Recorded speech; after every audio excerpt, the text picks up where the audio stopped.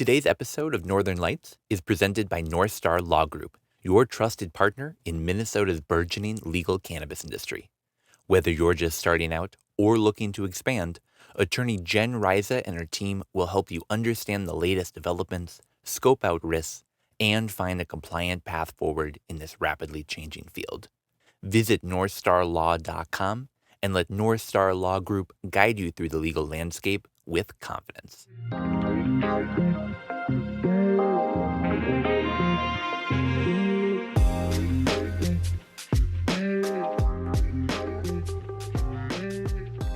Hello. Welcome to another episode of Northern Lights. I'm your host, Tanner, joined today by Rachelle and Steve. Welcome, guys. Hey, great to be here. Yeah, thanks so much for coming here. Super excited to be here at the Seed and Sesh, the new studio here at Dabbler Depot's location. 949 Payne Avenue in St. Paul, Minnesota. Oh, yeah. Yeah, we're happy to be here. It was a crazy busy week in terms of cannabis news, so I'm excited to jump into that with you guys here today. We also are going to be featuring an interview a little bit later here with Drew Emmer of Boveda. Yes. Super excited to share that one. Steve, you chatted with him. It was such a fun conversation, and they even ended with singing a song. So we'll include that in the video. And please. And then is it really a podcast if I'm not singing on the show? Exactly. We've got a couple of tracks that are going to be coming out on our mixtape this summer, so be on the lookout for that. Lots of recycled content coming out this summer. Oh yeah.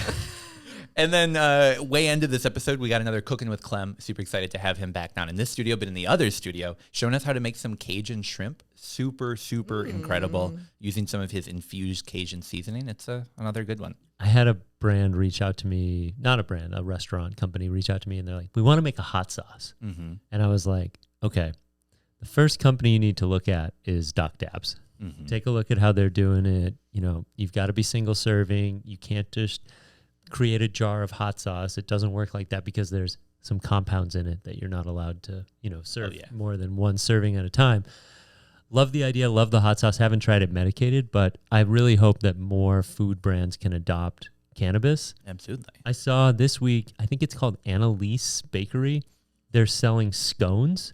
Yeah. Like a 2-pack of scones. And I was super curious to see like, okay, what are your milligrams? How much are we actually talking about here? And they were like, between CBD and THC, they were like 80 plus milligrams. Mm-hmm. So I thought that was a step in the right direction. If we are going to adopt CBD in our foods, like I'd love seeing that milligram count go up. Wait, it was 80 milligrams CBD, or like what was the total ratio of milligrams each? And this could be the 2-pack. I don't know if it was per scone, but it was like 76 milligrams CBD and like 5 to 10 milligrams THC. Oh, okay. I would like that product. Yes. Annalise Bakery, if you want your product reviewed on the Northern Lights podcast, get in touch. Yeah, we'd love to try that one. A couple of scones, that'd be new. Mm-hmm. And we are going to be trying a new drink later. Well, not a new drink, but still a hot drink. Yeah, new to the podcast, yes. but definitely not new here in Minnesota. In fact, the first time that I tried it was right outside of the Dabbler Depot at their Halloween party last year. So, yes. It's a good one. And the first time I tried it was the morning of the Legacy Cup. Mm-hmm. And I was like, because I didn't vend at the Legacy Cup, and I was like, I'm going to enjoy this drink. It's going to be uplifting. It's going to be energizing. It's going to be high-inducing. And oh my God, did that make the perfect afternoon at the Legacy Cup. Mm-hmm. So it's a great day drink. We're not gonna tell you because that's true Northern Lights fashion. You got to stick around, but it's a really good drink, and you're gonna want to watch our review. And I actually haven't tried it at all, so this is very exciting for me. Yes. Perfect. Well, so before we jump into today's news, I do have to ask. We haven't had either of you guys on since 420. How was your first legal 420 here in Minnesota? Go ahead. Well, I actually wasn't here, so I actually can't speak to what it was like being in Minnesota. I kind of wanted to be in Minnesota. It didn't work out that way. I was out covering SF Weed Week in San Francisco. So I spent 420 at the Mirrors Gallery and then at Hippie Hill in Golden Gate Park, which was a total vibe and a very historic moment. It was the first time in a few years they haven't had an organized event in concert, but people have been gathering there for years and years and years, getting high at 420, on 420, and the community still showed up. And the SF Weed Week was sick. We can talk about that later if you want, but unfortunately I was not able to celebrate with the home team. So I'm curious about how it went for you, Steve. I mean, I wanted to do more, but I also kind of was like prioritizing safety first. So in the morning I got high at the house, did some chores, cleaned up the house. And then in the afternoon I went to Modest and I loved the party. Oh my God. I wish that could happen every weekend. I mean, we're talking like very much U of M, like tailgate vibes, kind of like beer flowing. You go in the back, there's bong rips. The first thing I did, I got there, I saw Isai. I had a Seavold on me and I like opened it up and I basically packed the bong. I got fresh nug from NativeCare in my Seavold. I got a brand new bong from Isai and Legacy Glassworks. I got a Legacy Cannabis lighter. It's 420. We're at Modest Brewing.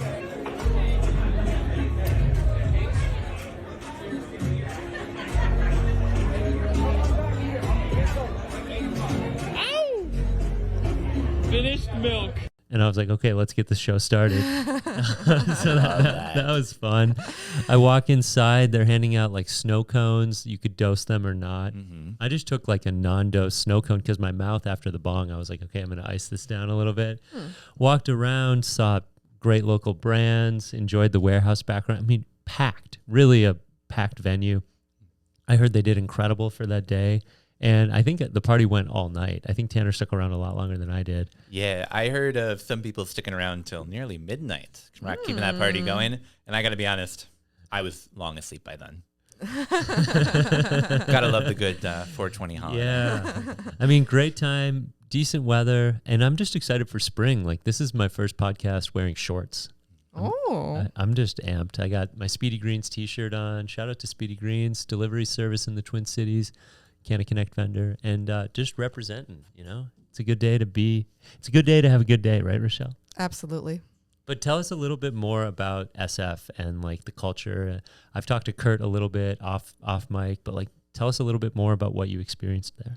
So SF Weed Week, this is the first time they've done it, and it was super epic. A fellow cannabis journalist by the name of David Downs, he had the idea for an SF Weed Week, similar to a restaurant week or a beer week. It was a full week where every single night there were multiple events at different dispensaries and consumption lounges within the city. So brands would come out. They would do maybe a limited drop and do a grower talk. We had a lot of that going on. I actually hosted a grower talk with Sonoma Hills Farm. They have a very famous strain out there called Pink Jesus. So we did a whole little talk about that. They recently came out with a collab non-infused sorbet with a local ice cream company called Humphrey Slocum. And then they also did an infused edible, a fruit chew with kiva. So amazing flavor, amazing color, but it was really, really cool to see the people come out. There was a lot of product being sold, a lot of product being consumed. It was a wonderful way to kind of gear up for 420. And it sounds like it was a great success by all accounts. And so they're already planning SF Hash Week. For 7/10 through 7/17. So very excited about that. And yeah, shout out to David Downs and a shout out to the whole team. They put on an incredible event, an incredible week. I believe they did a total of like 19 events over the course of the week throughout the city. It was a real whirlwind. We were all exhausted by 420. Literally, I was also in bed at like 10 o'clock. It was phenomenal. 19 events in 1 week, Tanner. I got to get out of here. Right. I mean, I was overwhelmed for them. I know how hard it is to plan an event. You guys know better than anybody. It's so much work to do one event, let alone 19. And they knocked it out of the park. I mean, they had the mayor of San Francisco show up earlier on for a press conference. They also had a really sick gallery exhibition called Get to the Bag, and it was Mylar art. Cool. Yeah, so they had regulated cannabis brands, they had trap brands, they had so many samples, and it was a really incredible glimpse into the cannabis culture. It was awesome. That's really, really cool. Yeah, I saw you post a video online of you unboxing like this beautiful vape pen inside of this really, really ornate packaging, and it's cool seeing products that comes out of legal states and especially right around 420.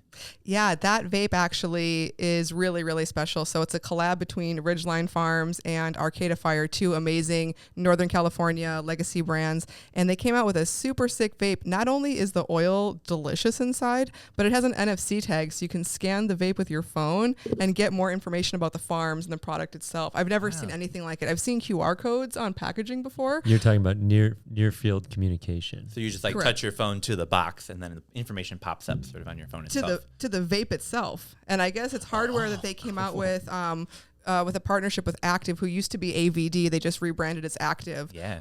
But yeah, I've never seen anything like that. And it was a super limited edition drop, like 500, I think the initial drop was. I hope they do more. But yeah, the packaging itself is gorgeous. So, I mean, they literally checked every single box with this product, and I'm proud of those guys. Shout out to Ridgeline and Arcata and Active.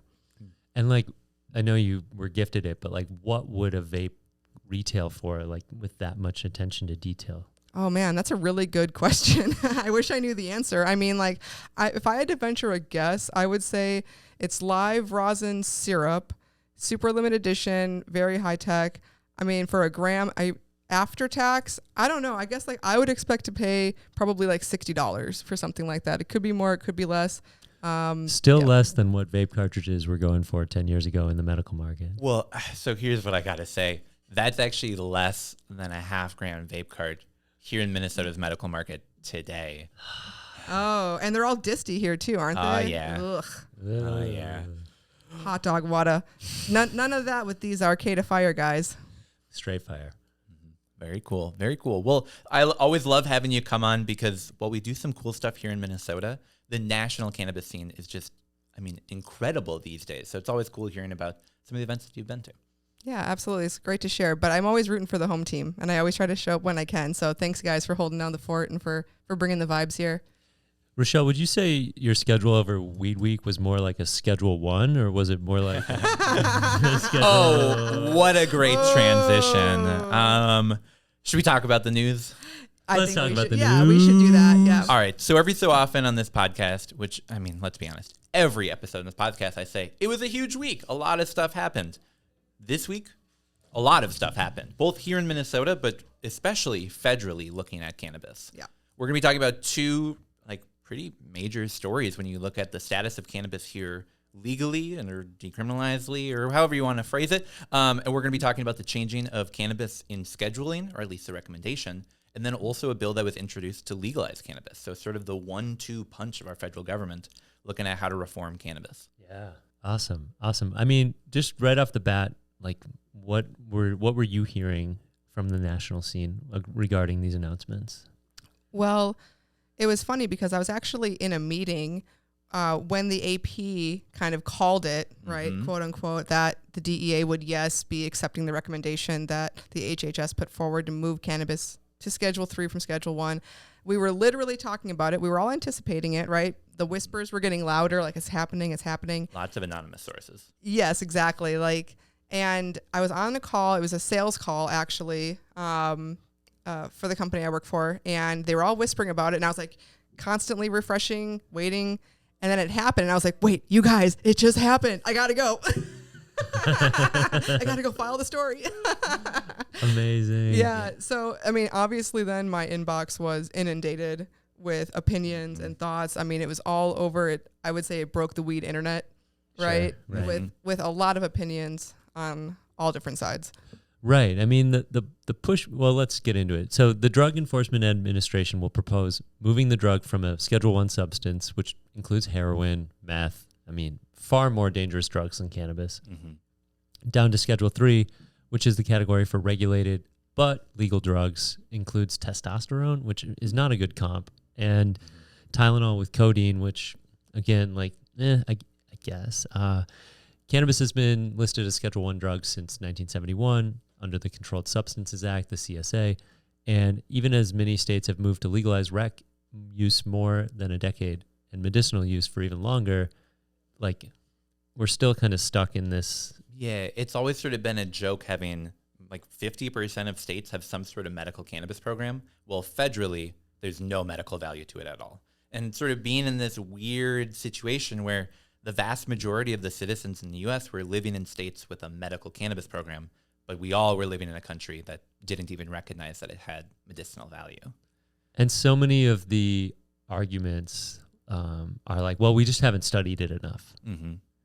But that's because you can't really study it very easily. So it's also BS, not to interrupt, but there were over 10,000 studies done in the last like 20, 30 years. So just saying, like, 10,000 isn't enough? Okay. No, nothing will be enough. I mean, the number of symptoms or the number of solutions that CBD and cannabis and hemp and marijuana can provide. I mean, it's boundless. Like it's remarkable how useful the plant is, and that's where the sensitivity around the plant comes in, is because it can provide so many solutions. Yep. It's just been barred, and some folks are not even happy with Schedule 3, but moving cannabis to Schedule 3 would allow a more permissive approach to the drug, including permitting greater studies of medicinal uses and allowing related businesses to use a common tax deduction, which I understand why the accountants are happy. Oh, yeah. I mean, 280E, removing 280E makes this industry a lot more competitive. Weed stocks were up like 20% the day that this news came out, because so long we've talked about that 280E exemption, 280E being able to like not allow people to write off rent, expenses related to the products that you're making. Suddenly now, at least when this finally goes through and is approved, might actually be able to be written off on your taxes. Sure. So the existing market, the folks that are still in the business, are going to see a lot of relief through this proposed change, which is great. There were some businesses paying upwards to like 70% tax on their business, an insanely high amount, unlike any other industry. And it's because so much of it you just couldn't write off. I mean, we haven't had a local accountant on, but I remember hearing that like there's a way to be taxed even more than 100%. And like, what? Yeah, it's impossible for any of these businesses to make money the way things stand. And so I feel like the 280E is definitely the biggest potential benefit from the rescheduling for sure, because now maybe companies can start to maybe make a profit. That would be interesting. Hopefully. Yeah. And we could see additional sort of like financial institutions begin to enter the market as it looks so much more stable and less like the rug could just get pulled out at any point. So perhaps credit card transactions in a cannabis industry, Minnesota might be one of the first states to really have stores open with that being a reality. Yeah. I remember having a conversation with Matt Cox from Dutchie a couple months ago, and like realizing that essentially what the Dutchies of the world, having conversations with the Visas of the world, what they were trying to do was essentially perform plastic surgery on this industry. They needed to get it to a place under the knife. They needed to make this change in order to allow it to fit into the financial banking system, in the federal banking system. And, say what you want about these larger companies, but in order to get the ease of transactions that we're used to at the grocery store, it has to go through changes like this. For sure. Yeah, I mean, I think we can all agree that we want full legalization federally. We would love to see that increased open access. But is this a good step forward? Absolutely. I mean, it's good to see at least businesses begin to have more access, research perhaps be able to have more access. Should it be Schedule 3? No, but here we are. Right. And that's like, we've been doing this podcast now 6 months together. Cannabis is always getting the short straw. Like, it is just a part of culture. It's been 90 years of prohibition in some areas. Like, we're always going to be fighting for just a little bit, but a little bit over time makes a big difference. I know what. Oh, go ahead. Sorry. No, please. What were you going to say, Tanner? Oh, I was going to say, I know what Marcus would say if he was here. So today we're recording. It's Marcus's birthday, so he wasn't able to make the recording. Shout out, Marcus. Happy birthday. Shout out, Marcus. Happy birthday. We'll sing to you at the end. I promise. Maybe. No. But what he would say is that it's so typical that the laws that are getting passed or the reforms that are happening federally are the ones that make it easier for businesses and not the ones that make it easier for expungement or reform or actual changes that need to happen. Yeah, it's great that Visa is entering the industry, but is that really what we needed to have happen? Right. And that's literally what I was going to say, was that, I mean, let's not forget that there are still people in prison for this plant, and Schedule 3 does not change that. It does not free prisoners. It does not expunge cases. It does not stop the fact that adult use cannabis will still technically be illegal, according to the federal government. So, yeah, shout out, Marcus. We got the vibe for you today. Oh, yeah. Yeah, it's really sort of like a half step forward, if you can call it that. If there's anyone at home playing bingo, we'll drop Prohibition Light here. There we go. Bingo. We got the phrase. Well, so talking about legalization, because I think we can agree not enough, but we did see some pretty big legalization reforms reintroduced into the Senate. Now, this bill was previously, or at least a version of it, introduced into the Senate in the past. Now it's looking like it has some actual momentum to perhaps maybe begin moving forward. I've been burned so many times saying, this is it. This is the one. This will legalize it, or this will be the measure. So can we just refer to Chuck Schumer as Charlie Brown here?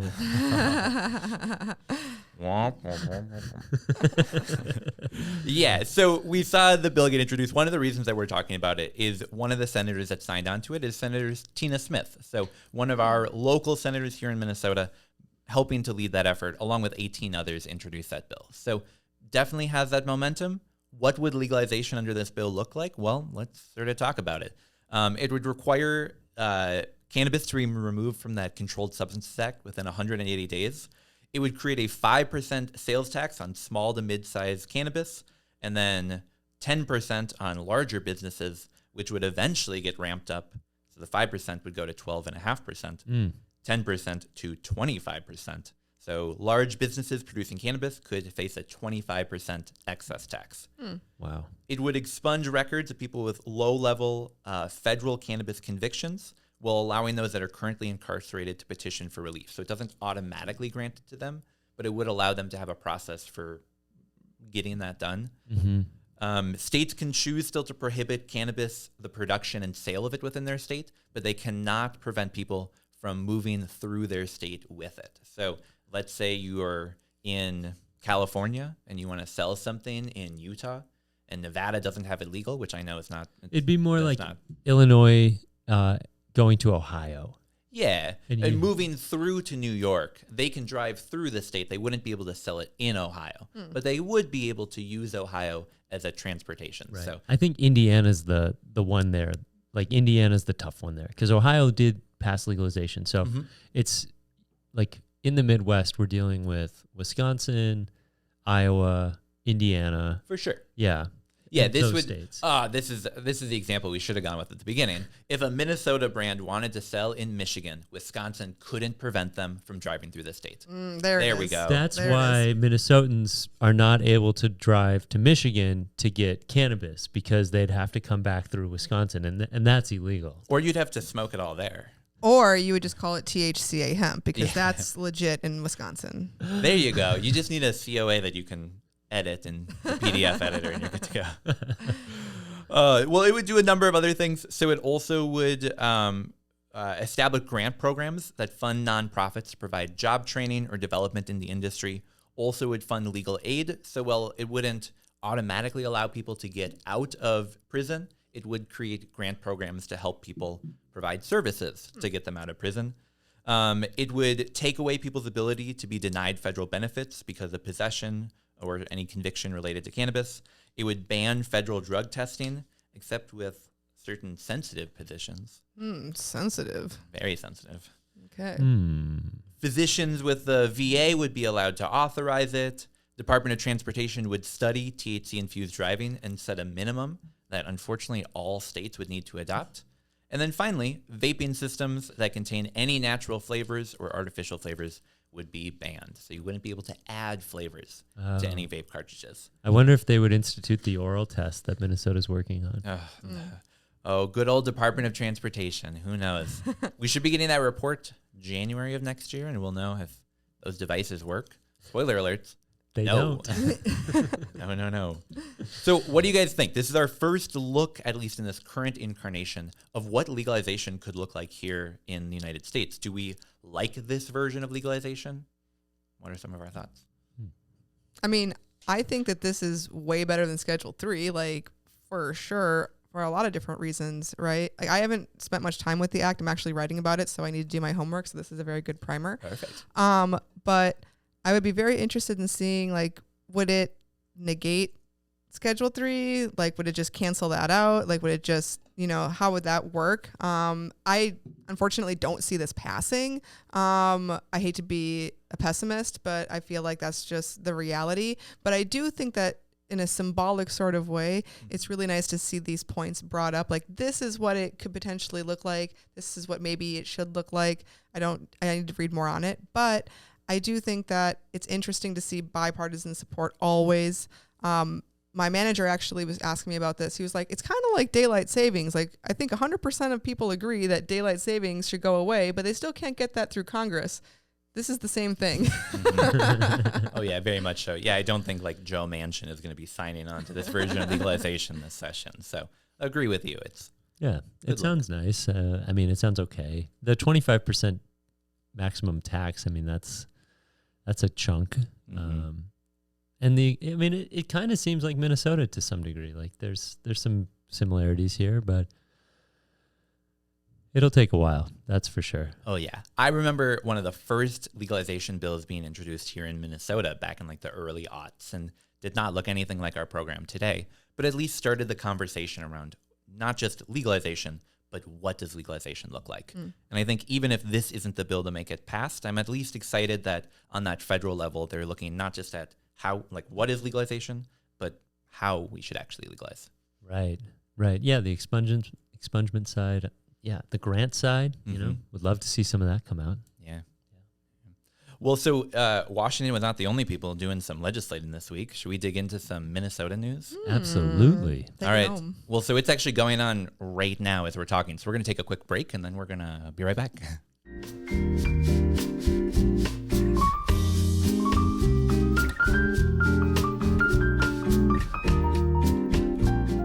And we're back. So we went and checked on the news, and guys, we're happy to report that the House file version of the OCM bill passed in the Senate, meaning that it's off to conference committee. Amazing. What good timing. Thank you, podcast and legislature. I know. It's crazy. Oftentimes news happens like a day or two after we record, and then we release, and everyone's like, why didn't you talk about this? And crazy that it literally happened on our break. People are going to think that we're joking about that, but it actually just passed while we took our break. So excited now to be able to talk about it. We don't have the full language here, but we can say that there were a number of measures that were introduced that did not make its way across the finish line. A lot of GOP amendments that were introduced, one including to raise the age of consumers to 25 here in our state, making us the highest of any state, or I guess not the highest. Actually, Unfortunately. But very fortunately, those measures did not pass. While we're still waiting for some of that final language, it looks like there might be early cultivation built into our program here in Minnesota. We love that. I mean, really, I think that is just Minnesota is primed in some ways to be one of the fastest growing markets. And if we can get early cultivation along with our home grow, we are in a really good place from a speed standpoint, I would say. Mm-hmm. Yeah, it was interesting to see how the bill sort of worked its way through the session, starting with perhaps some type of early licensure, moving on to like a pre-approval license, moving on to pre-approval with early cultivation, a number of other reforms. Definitely has a full CannOmnibus bill, that's for sure. Hop on the bus. Hop on the bus. So just like our little how did the bill become a law kind of thing, it's now headed to conference committee. What that means is that representatives and senators will get together. We'll have a small group of each that will talk about what changes we should approve. Now, the two bills, pretty similar in a number of their changes. The biggest that I think we can talk about is that the House one didn't include early cultivation. The Senate one does. But early licensure or that pre-approval was included in both. Reforms around medical programs was included in both. So likely it's just sort of be some of those minor things that are worked out in the end. But some of those major changes we know are likely going to make their ways to Governor Walz's desk. Nice. Well, we should say it does have to pass the Senate and the House again. Yeah. One more time after that conference committee report. But then we can say probably going to Governor Walz's desk. How's the senator from Woodbury doing this week? Such a great question. Well, she's in session. She's voting. Voting, in fact, on measures to try to kick her out of the Senate, saying no, and she's a deciding vote. So no. Bills move forward, including the cannabis bill. So excited to really be able to track that over the next couple of weeks, see where that goes. We only have a couple of weeks left in the session, so they got to keep working in those committees, getting that passed through. But sure, we can all remember from last year that conference committee process is a fun one. Somebody buried the key. I'm getting thirsty. I'm sorry. I'm just No, you're good. You're good. I do have one other bill that I want to talk about. John and I mentioned it last week when I was looking at just like starting to trickle out, but we now have it fully introduced and incorporated into the Health and Human Services budget bill. So we have this big cannabis measure, the one that we just talked about, moving its way through the House and Senate. But of course, you can include cannabis-related provisions in other legislation. And we saw a health measure related to cannabis be introduced into the Health and Human Services budget bill. Now, this bill is almost certain to pass. It's sort of one that's required to, I don't know, fund our state government. So likely the provisions that are put in this are going to be voted on by legislators. In fact, we've talked to some people in the House and Senate, and they've said this bill, they can't vote against the bill. They can introduce amendments, but if this language is in the final version, their hands are tied. They're voting for that language. And we saw some language that could potentially be harmful to our cannabis program here in Minnesota. So it would ban the inclusion of artificial, synthetic, or natural flavors to any vaporizable product. It would also ban, and I think introducing flavors, I think we can all say, we don't want like random chemicals added to our vapes. We do like cannabis terpenes. We do like other botanical terpenes used in that. But I understand, from a safety perspective, maybe wanting to limit what goes into them. The rest of the bill, I really, really struggle with, though. So it would also ban any descriptors, smells, or tastes that would imply to an ordinary person that the product contains flavors other than the natural taste or smell of cannabis. So I've smelled products before that I went, wow, no way that's what cannabis smells like. But it is. It's a plant that has so many smells. And it's written that if any ordinary person would smell it and go, yeah, I don't think that's cannabis, that product is illegal. Huh. Further beyond that, it also would say that if the name of a product or the strain that it has includes a descriptor of fruit, a flavor, or any food term, that specific language has to only be on the packaging in 6-point font in either black or white. So let's say you have Blueberry Cupcakes vape cart. The part that says Blueberry Cupcakes could be in no larger than 6-point font and could only be in black or white. The rest of it can do whatever, but as long as it has a food or a fruit, unfortunately can't do that. No pineapple kush. No, that would have to be miniature. Wow. That's so silly. It's literally all weed, so... It's all the same. Yeah, and that's the thing that I think kills me is, all right, so they smelt it and it smelled sort of like cherries, so they decided to name it something cherry related. Now suddenly it goes into a totally different category than like GG4, which isn't a fruit, isn't a flavor. It's that would be allowed to be in any size that you want. Mm-hmm. But if it was like GG berry for or whatever, I don't know, that wouldn't be allowed. GG strawberry, not allowed. If they were to say, okay, no animals, then we couldn't call it Gorilla Glue. For sure, yeah. It's very silly, like Rachelle said. It reminds me of the limitations that they put on the medical market where they said, okay, you can't actually tell us what the strain is. You have to call it black or red or... Oh, yeah, tangerine. Tangerine, okay. And so it's unfortunate because I think we could learn from the lack of interest in some of these products or like the constrictions around marketing these products, and it's inauthentic. And so if it's inauthentic or if it's limiting, then we're just cutting off the potential for success in the industry in certain cases around fruity strains. Yeah. I mean, Rachelle, you've been in more industries than I have. Have you seen other states that say, if this sounds fruity or sounds like something that might be appealing to children, you can't label it that way? Yeah, they tried to pass a similar provision in California last year, and it went further actually than this. It was also banning, any sort of like cartoon-ish character or any sort of packaging that could be deemed appealing to kids. So any certain colors, right? It went actually much further, and that failed. And I certainly hope this one does too, because it's super arbitrary. I'd like to know the person who introduced this provision. It's very silly. I could definitely see the artificial synthetic natural flavor ban going through, but the packaging requirement, to me, it's just silly. Mm-hmm. Yeah, well, it's inauthentic. So what it's going to happen is like we're just going to have to come up with different names for the strains, like or they're just going to be nicknamed. Yeah, and that's sort of what I'm waiting to see is like maybe instead of cherries you have like CHERY, because that's not the same word. Or pineapple kush is PA kush. Yeah, like I think we're going to see people adapt to it if this does end up getting introduced. But it's just insane to think about like All right, someone sat in a room and said, well, it's safe if it's 6-point font, but 7-point font, that's just ridiculous. And who is this clown? It makes me want to crinkle up this sheet of paper and throw it away. Well, and what I think is so funny is well, not funny. It would be funny if this wasn't actually potentially impacting people. But what is funny is that we have this huge cannabis reform bill going through the Senate and House right now. We have the people that we deem experts in our state on this reviewing legislation, talking about changes, and then some other people said, oh, also we should include this. I mean, if we were really looking to introduce this as an important measure, why didn't it get introduced into the other main cannabis bill that we've been working on for months? It's sort of looking like it's just trying to like back end its way into, oh, and I guess this bill affects us too. Yeah, so if you're a big fan of this bill, reach out. We'd love to hear from you. Yeah, who are you?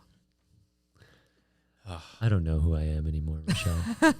We had people write in and say, guys, you just don't talk about legislation enough. We really just wish that you talked about the government more. And so this episode is for you. And thanks to our special guest, Rachelle Gordon. Yeah.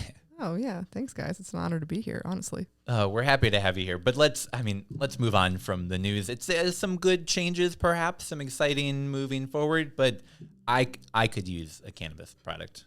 Yeah. I could go with the flow on that one. Go with the flow. Oh, there you there go. It is. So I'm going to reach into our cooler here and hand you, Steve, our beverage that we're sampling today. Ooh, what's it going to be?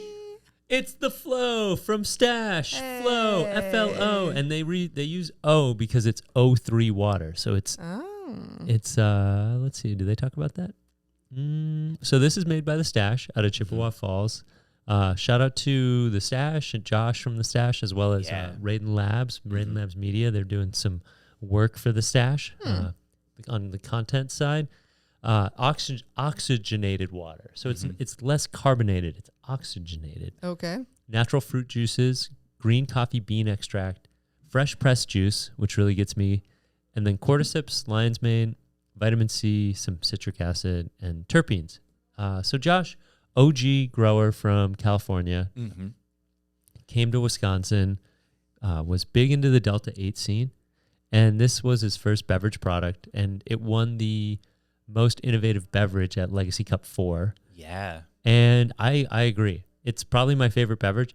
It's lacking a little bit on the distribution. I don't think you see this like everywhere. And I'd love to see more flavors, but this is definitely a hit. Yeah. So the first time I saw the product was actually at a Canna Connect event. Yeah. But the first time that I was able to give it a try was here at the other Dabbler Depot location at a Halloween event that they had. And I was sort of walking around to the different vendors. Veronica was there. Great to chat with her. Oliphant was there. But being able to learn a little bit more about this product that he was sort of working on in California, trying to perfect and figure out, and seeing Minnesota's market coming on home, being able to make this product here, I think it's a cool one. It's definitely a very unique product in the industry. You know, no shame, but we definitely have a lot of lemonades or a lot of whatever, chocolate bars, whatever product.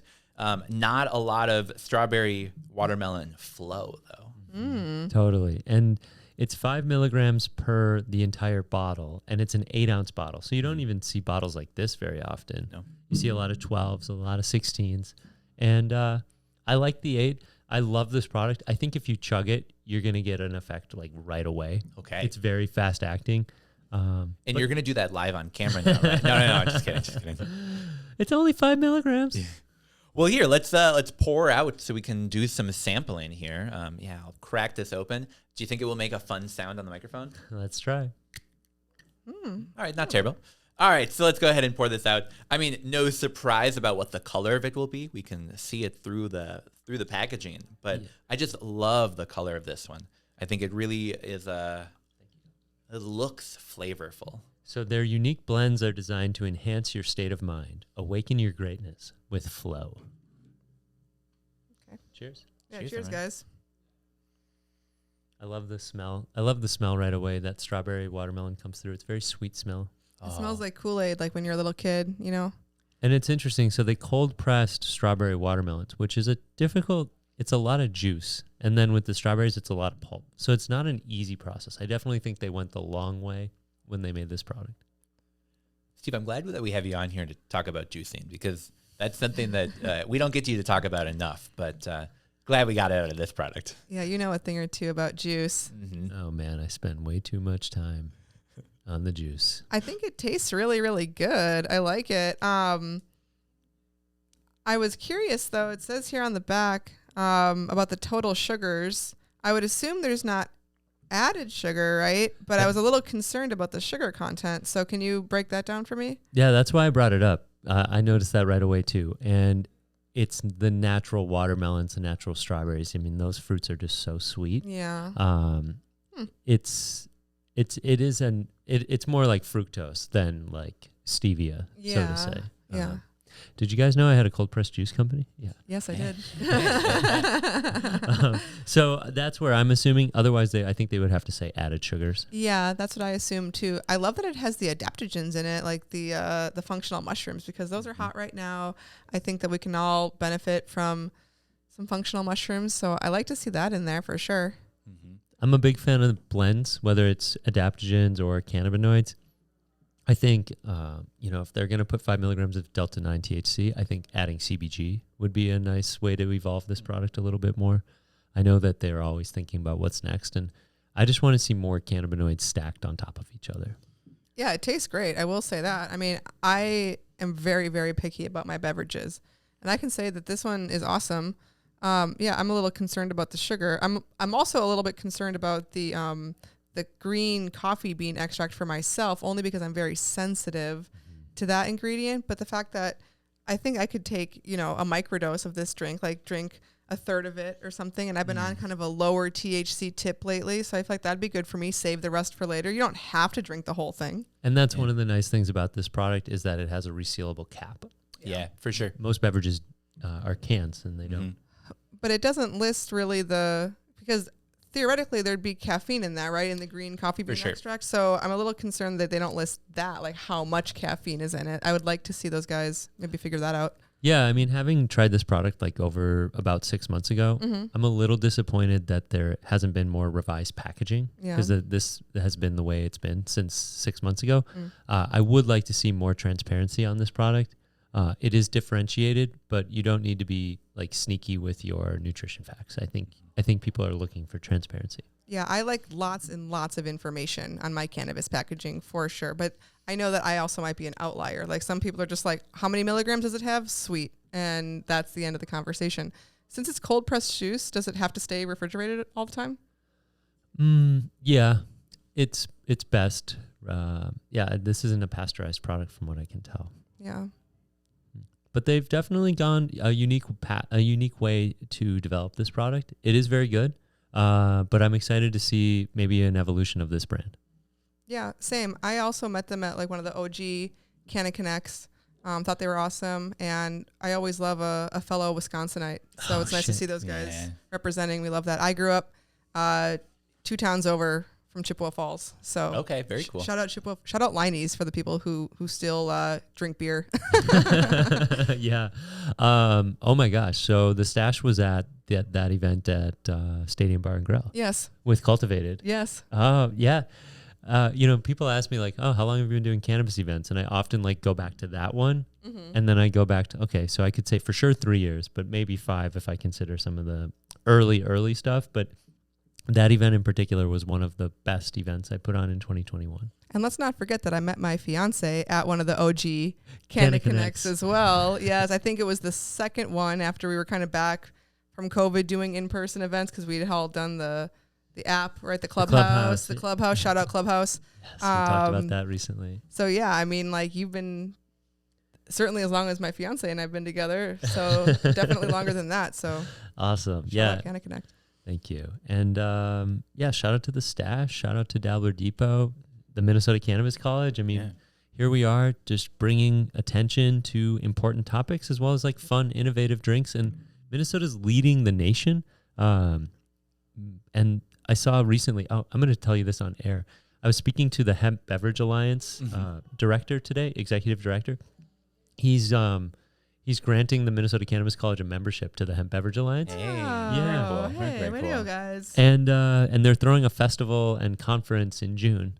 And so we'll be able to go to that. I love that. Yeah. I love that. Shout out to, I mean, it's truly such an amazing industry to be part of and have so many people that are really fighting for and working towards having one of the most educated industries in the whole country. Right. Yeah, we love it. Yes. Well, so let's round out our review. I mean, if you were to have a friend walk into the Dabbler Depot, look through the various products and say, you know, I'm thinking of giving the Flo a try, would you recommend that they give it a go? I mean, if you are trying to party and have cannabis, the Flo is your fucking drink. Like, I'm already feeling some coffee bean extract just in that little sample size. It's probably the most uplifting cannabis beverage that I've had. So I think honestly, it's not popular enough. I think this is like better than Red Bull. This is your cannabis hype drink that you can have on weekends. So it's Friday night. It's Monday morning when we're listening. Maybe not a Monday morning drink, but it's definitely a Friday evening drink. Very cool. Very cool. What about you, Rachelle? Yeah, I mean, I definitely think it's worthy of the most innovative beverage. I've not seen any other juice products like this, so I think it's really cool. Would like to see a few improvements maybe on the packaging, but I think if someone's just trying to grab a quick 5 milligrams with a little bit of a kick, this would be a great product. I'm also curious, though, how much it costs. We haven't answered that question. So I want to say it retails. Did you buy these? I did. I want to say it retails close to 12. I think that's what it was. for one. Yeah, Yes. just for one. Well, It's a actually, little Rochelle, aggressive. it has 5 servings. Yeah. 12's a little aggressive, but I mean, if it's a bougie juice, I mean, that's kind of on par, True. right? Cold pressed juices run close to 12, and a lot of them don't contain any of the stuff that, that we're talking about. Yeah. That is one of the things about it. But hey, somebody's got to be the most expensive cannabis beverage. Most expensive as to is it? 2 chains. Awesome. Well, so with that, we're going to take a short break. When we get back, we have an interview here with Drew Emmer of Boveda.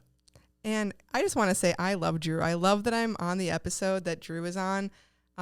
Drew was one of the very first people I met when I got into the national cannabis industry. I met him in Seattle in 2017, and he was one of the first people to put his hand out to me, to welcome me, to support me. He's been one of my biggest champions in this space, and I'm truly, truly convinced that I wouldn't be where I am without him. He's just such an awesome guy, so humble, so real, and we are lucky to have him in our world. And I just want to say, I love you, Drew.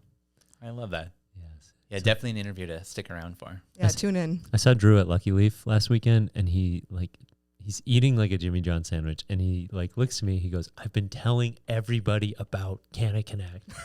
Yes. It's just like, dude, thank you. Like you're doing so much, and I didn't even know it. Yeah, exactly. And that's exactly how he is too. Like people don't realize what he does to connect people, to bring the community together, to lift other people up. And he never asks for a thank you. He doesn't need to be seen. He just does it. And I think it speaks a lot about his character. He's a real one. Yeah. Well, and a little bit behind the scenes, generally we have sort of like an outline or a script that we use for our conversations. That one was just Steve and Drew chatting, and it truly is such a great conversation. Illuminates a lot about the history of Boveda, but also I think a little bit about the future of our industry here in Minnesota. I've got my Sea Vault right here. It's got the Hey, there we Boveda go. locked in. Yeah, we love that. Shout out Sea Vault. Shout out Boveda. And Save we'll- the Terps. And then after that, cooking with Clem. We've got some Cajun shrimp coming up, so stick around for that. I'm getting hungry as we're talking about it. We'll be right back.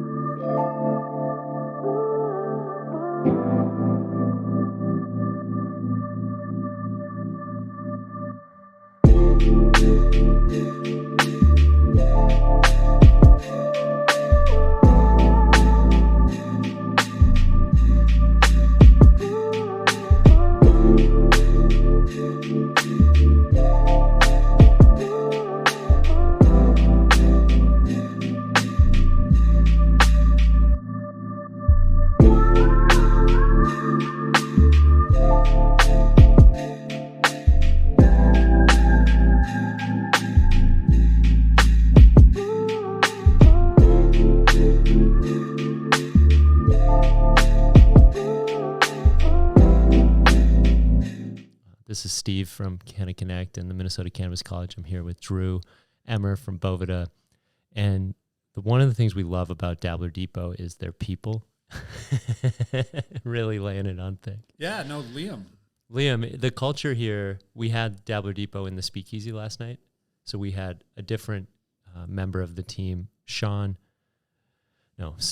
and Kale doing drinks. And it's just, the more we pull on the Dabbler Depot string, like the more illuminated it becomes. Like we're just so enthralled with their brand. this is deluxe.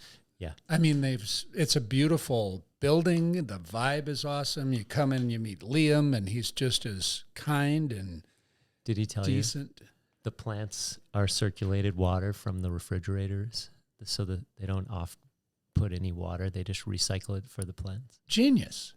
And then they have a moss wall above us, which is so cool. You have to come into this location, but they're even going a step further, and they're opening a new store on Friday this week. Where? 951 Payne Avenue. So east side of St. Paul. Very different neighborhood. Yeah. We haven't seen it yet, but we're doing a live stream on Friday. Do they have a studio over there too? Do you have a whole network of studios now? I think they do. Yeah. And it's just incredible. So Tanner got the ask, hey, would you want to bring your podcast on video back in October? So Halloween time or so. And then starting in December, they started recording here. And it's just taken our podcast up another level because now we have YouTube, we have clips, we have high quality audio, we have lighting behind us. I mean, it's nice. Yeah, our Matt Adams does all of our production work at Boveda, and he was raving about the different things that you've done in order to create the exposure that has gotten the following that's really like a wildfire. I mean, it's sort of the source of truth for the Minnesota cannabis community.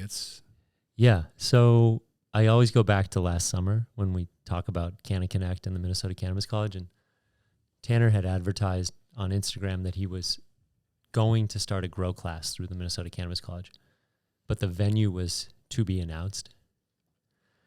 And that means one of two things. It's either an illegal party going down and you've got to get a text for the event. It's a rave. You can enroll, but we're going to tell you right before class begins where to show up. Or you're still working on figuring out the details. And I reached out right away. I had been thinking about doing a class or having growing focused content, but I don't have any education on that side. And so we realized that we could help each other by me providing a venue and him providing the curriculum and the education. And so we've gone 50-50 on these events since August of last year. And they've been a hoot, maybe even July. I think it was July. It was July 31st. It was the night before legalization. And so we celebrated the last illegal joint outside before, it was like 10 o'clock at the Wilderness. And speaking of the Wilderness, the reason I found the Wilderness was WeWork Uptown WeWork. Right. They closed. Something about the CEO not wearing shoes walking down the street in Manhattan. And I had a tip from a colleague, and he said, hey, I'm moving over to the Wilderness. It's local. You should check it out. And so I called them knowing I was right on the precipice of starting to have cannabis events again in end of 2022. And so I called them, and I got the office manager, Hannah, and she said, hey, yeah, well, we'd love to have a tour. And I said, are you cannabis friendly? And she said, well, we're not cannabis friendly. And we've just slowly been able to do more and more inside that space. But we like it because they have a copier, a printer, paper clips, tape. And it's wonderfully accessible. It's in a great location in somewhat of a beleaguered part of town. I mean, that part of town got ripped up pretty bad during the riots, and it's a really great gathering space for people to come together, and it's got that theater and different rooms, and you can have different things going on at the same time. It's been a delight to be down there. So when you came in that November, right ahead of MJ Biz, and you had the waffle breakfast sandwich from the cafe across the street. I mean, that is my favorite spot in Uptown nowadays for food. So that's a trippy story. So one of the things that has had a profound impact on my life is my chiropractor. So my chiropractor was one of the first guys in town that was, he was an apprentice to the people that developed applied kinesiology, the extreme, they pull on your arm, muscle testing, asking binary questions, getting your system to tell them in order what it wants to have done in order to be at its most centered and all this. And I'm like, yeah, this is a crock. I thought the guy was a total quack, but he's changed my life. I've been seeing him for 32 years. His office manager, Loveleen, is from India. Okay. And her husband, Sanjay, is from India, and he runs the Bryant Lake Cafe. Yes. So an absolutely freebie promo if you're ever at Bryant and Lake. Order the special. Oh, whatever it is, it's going to be good. Anything on the menu is going to be spectacular, and they're just lovely people that put out quality food. It was packed the day we were in there just this last Saturday, week. Yeah, it was lovely. The neighborhoods wrapped their arms around them. Eccentric group of employees, but helpful team members, good quality coffee, fresh pastries. We've done coffee events there that are like morning style events. I think that was the one you were at. And we often will get pastries from Lake and Bryant. And I really... And an espresso. Absolutely. Drank that first. Actually didn't have the croissant until Sunday when I found it the next day. I was still hungry, though. Don't get me wrong. I had it. I had to come back on Sunday to clean up everything. But the Uptown area, I'm not gonna put you on the spot, but one of the things that I can refuse to answer. Yeah, this isn't live. On Saturday we've had the community cleanup event, and I organized that with Turning Leaf Shops, which is a vape shop, CBD shop, just down the street on Lagoon, and Legacy Glassworks, which everybody knows is on Lindale, local glass, great CBD, THC products. We want to evolve that idea more and make it, gamify it a little bit. And so since Saturday, it's now Tuesday, I've talked to Ben, one of the owners of the Wilderness, and they're willing to loan their space to us on a monthly basis. And then we can work with the shops, the stores, for product samples and draw people in by inviting them in with free product after the community cleanup is over. And then we want to have a sign that we can put up while we're doing this so that people that are just in the area, if they catch wind of it, they can come around the back and get their supplies to come pick it up. And I pitched this to Shannon in an email yesterday, so that's how I'm putting you on the spot. I said, let's call it Save Uptown and have Boveda help as a community partner, because not only does Boveda save the terps, but they're also interested in saving Uptown. Save the town. Save the town. And we found that people are just interested in doing better. And if you incentivize them with cannabis or community, I think we can turn that into a monthly event where there's no money. It's about coming together in Uptown to make it better. Well, I'll throw my considerable influence behind that. They're smart enough not to give me a budget because I want to do everything, every trade show. I want to be at every event. I want to be the title sponsor. I want to do everything we can to connect with people and share with them the simple thing that we do. And you've been gracious, and you've had our guys on talking about Boveda. I think people have gotten a pretty good idea of what we're about. We're in the business of helping people have a quality experience with cannabis. Yeah. And the other two verticals that we do business in, the cigar market and the musical instrument preservation business. High-end guitars. If you have a guitar case, you put our packs in the guitar case that keeps it at a precise humidity level. Yeah. It's important. They're expensive. The guitars are. They are. The thing I like about your product, no offense, is that it's relatively cheap. Super cheap. Yeah, I like that. It makes it just it changes the culture of the brand when it can be a high quality brand and a low cost product. That's a fun product to play with as a marketer. Oh yeah, and we've had people come into the space to compete with us, and their approach is always to say, "Well, we're Boveda at half the price." but then the performance doesn't meet people's expectations, and people come back to us after, if you find something better, by all means, go try it, right? Sure. Well, one thing I wanted to ask you on that note is, how have you seen the product evolve since you began at Boveda? Like the little changes in performance that I'm not tracking, but the company overall is tracking. Like how is that? How does the company explain its evolution when it comes to the performance? So I'd love to tell you that it's been a really dramatic series of, developments and changes, but the fundamentals about Boveda, it's basically a natural craft paper and food safe inks wrapped around. It's got an extruded membrane on it. It's got salt and water in it. Yeah. It's basic. Yeah. It's on a vertical machine. It's a remarkable, if you ever go on our website and look at our production facility, it's very basic.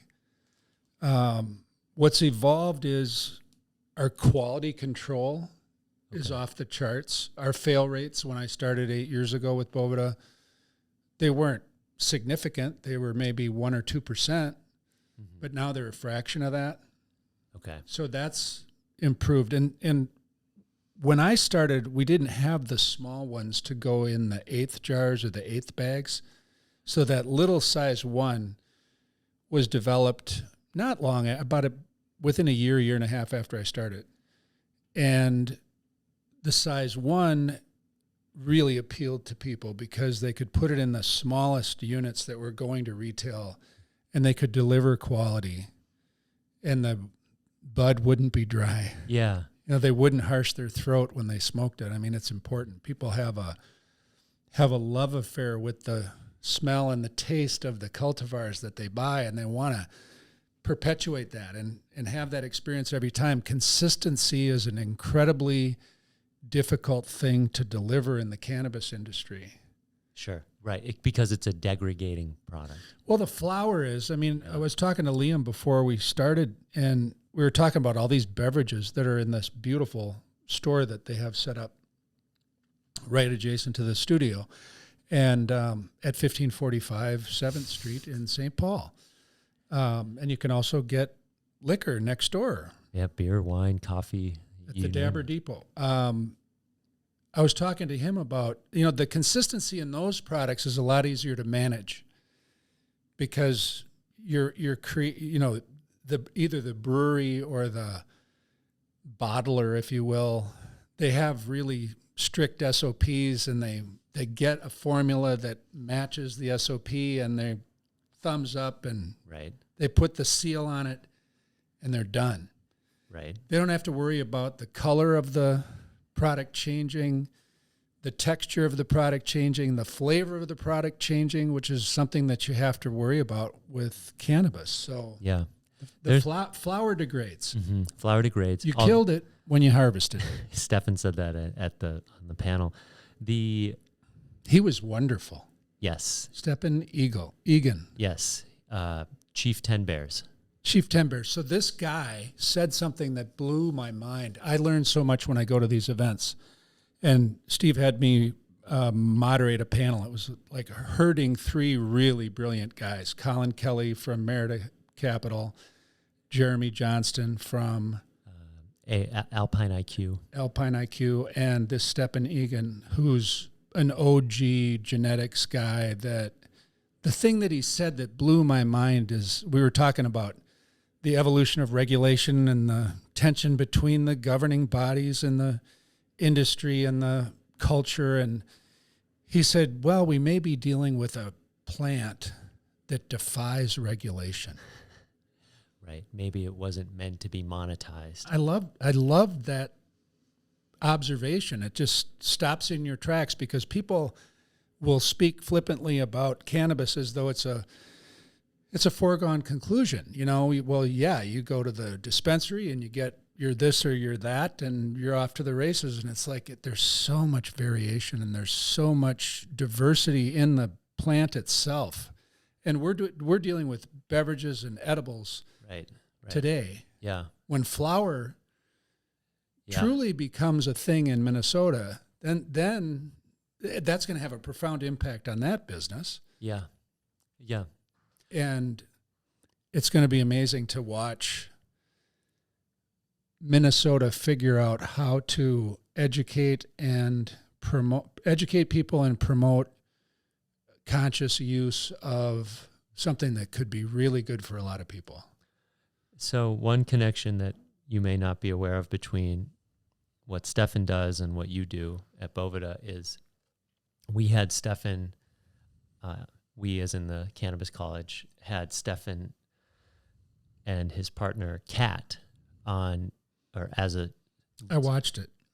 In January 15th. And what I want to tell you is the amount of students and consumers and growers that have come up to Tanner and I and shown us how their plants are doing since January, that genetic is amazing. I mean, the flowers on the Ufta OG, as they called it, are beautiful. And it doesn't take much. It's a pretty simple, I mean, obviously it can be complex, but they've done such a good job harnessing the plant and getting it to the right place for the grow that people are looking for, that it should be an award-winning genetic. I mean, they launched that one at our class for that class. And I love seeing these brands and businesses go extra hard to wow the consumers of the Cannabis College or the students of the Cannabis College, because we're at a time when it's really just passion forward. You know, the people that are out here doing it are passionate about it, because there are still a lot of unknowns when it comes to, are you going to get a license? Will this actually be a business model? Can it work? And I like having Boveda a part of our ecosystem because they show another side of the industry, non-plant touching, but very much involved. You mentioned that the size ones or the half-eighth packs were small or were not out when Boveda started. Boveda got into this because large-scale growers were shipping cannabis from California to New York, and they found that this helped maintain dry weight. What more can you tell us about how Boveda got into the cannabis industry? Well, the testimony from an OG that I met shortly after I started with Boveda, I spent the better part of a year in California, Northern California specifically, and I met a guy that said, we thought somebody was stealing from us because, you know, a 53-foot van would go from Northern California to New York. I know this is hard to believe, but this is how things happen in the traditional market. In that van, the trailer that you see driving, the semi-trailer going down the highway, baking in the sun, right, rolling down the highway, 30 hours across the country. Degrading. So they go sell out their inventory when they get to Manhattan or the Bronx or Brooklyn or wherever they're doing that. Oh, at the Cannabis Depot, obviously. And they weigh it out and they sell it, and they go back and look at the books, and they were losing 15 to 18% of the weight. Okay. Wow. Well, if you're losing 15% of that much of a shipment, that's a lot of dough. Yeah. Yeah. Like a lot of money. Right. I mean, that could be your margin. Yeah. So they're going to crack down and watch this more closely, and nobody was stealing from them. They realized that it was the evaporation and transport that was crushing their opportunity. So these packs with higher humidity levels on them were in cigar shops, smoke shops, and unbeknownst to us, there were a lot of packs selling in certain parts of the country. And yeah. Not for music. Not for music and not for cigars. They were ending up in these bigger packs that were going east over the road. Yeah. So once the leaders of our company understood that, they said, well, we need to really stick our toe in the cannabis industry and find some people that can teach us about how this is done and who's doing it and how we can be useful. Obviously, they saw a big opportunity. Sure. But it's not, the biggest obstacle for us doing business with the traditional market is they don't have a tax ID. Mm-hmm. Right. They don't have a Dunn's number, Dun and Bradstreet number. They don't pay their bills with a ACH or a company check. Cash. They bring a duffel bag full of cash, and if you're willing to take cash and deal with the risk of taking cash, and then all of the incumbent burden that's on you when you deposit cash, you don't just go sell to the traditional market and have it go smoothly. I don't know. I mean, there's probably another cigar or music-based company that dabbled with cannabis, but it's not necessarily comfortable to expand the company through a new vertical when you have to deal with those stipulations in order to do business. Right, when it's all illegal. Yes. Yeah, I mean it's treacherous, but the punchline to this winding story is, if you're going to go do business in the traditional market, and 90% of the people in the cannabis industry in Northern California were at one point in the traditional market, they are some of the most straightforward, honest, and honorable people that you'll ever meet, because their word has to be their bond, because if they don't do what they say they're going to do, the ramifications are pretty dramatic. Yes. How did you first hear about Boveda? So Cigar Jones, 101 in Minnetonka Boulevard. I smoked cigarettes until my mom died in 2001. Okay. She always wanted me to quit smoking, and I had quit everything else. I stopped drinking and doing drugs in 1984, and I really started smoking cigarettes in earnest about that time. And I smoked cigarettes like any good alcoholic for a long time. And then I put my last pack of Marlboro Lights in the grave with Mom. Okay. That was symbolic, honoring Mom, and I didn't smoke. Yeah. And I had all these wonderful health benefits from not smoking cigarettes. And then my brother smoked cigars. Okay. We were hunting out in North Dakota, and he was having a cigar, and I had a cigar, and I fell in love with cigars. And I'd have them once in a while. It wasn't a big deal. I didn't want to get back into the nicotine addiction thing where I'm always going out in 30 below to smoke a dart, on a break at work. Pouring rain, just yeah, I got to have my fix. But I fell in love with cigars. I'm buying cigars one or two at a time from Cigar Jones. One particular day I went in, I probably bought 10 sticks. Okay. And the guy put a Boveda pack in my bag, my exit bag. And I said, "What's this?" And he said, he said the magic words. The heavens opened up and I heard the choir of angels sing when he said, "You'll never recharge your humidor again."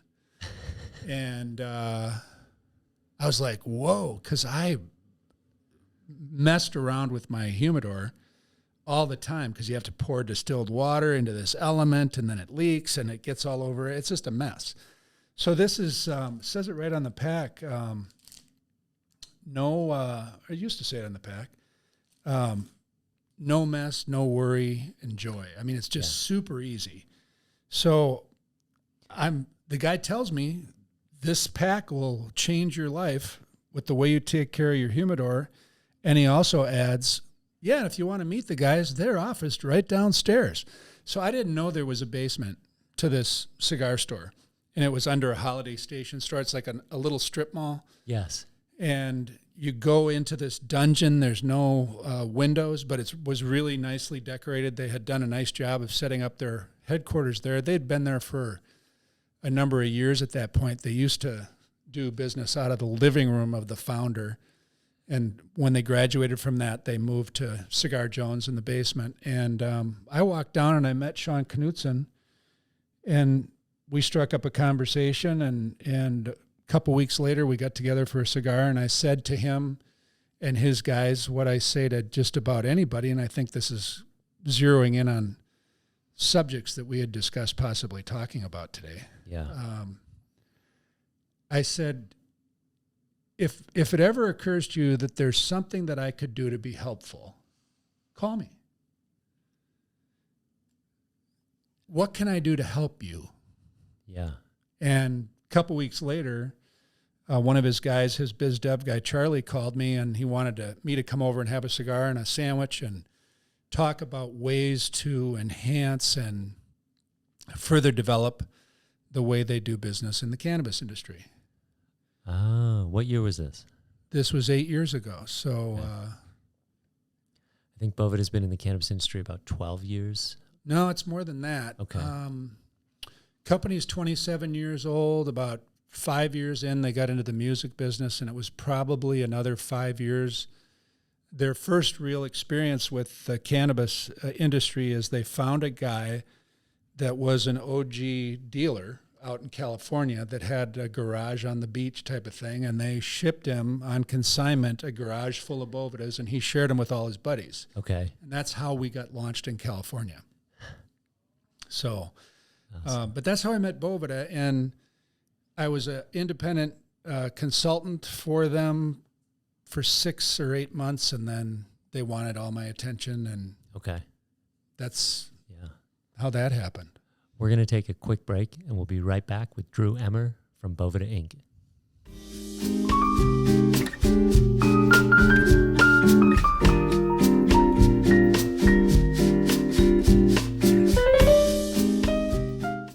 And we're back. So I want to keep going with you on the Boveda story. And I also want to understand how you balance being around cannabis while also being sober. And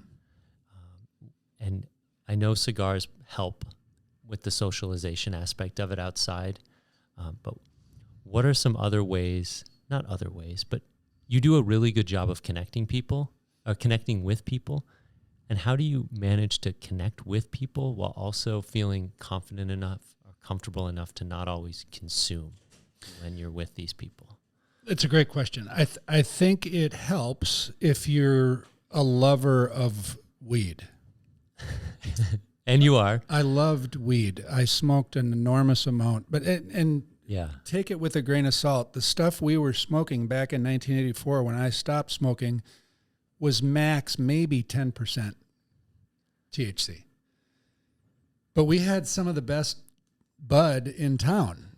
Right. We were fortunate. We had friends in Hawaii that were helping us find their product, and I had a love affair with cannabis.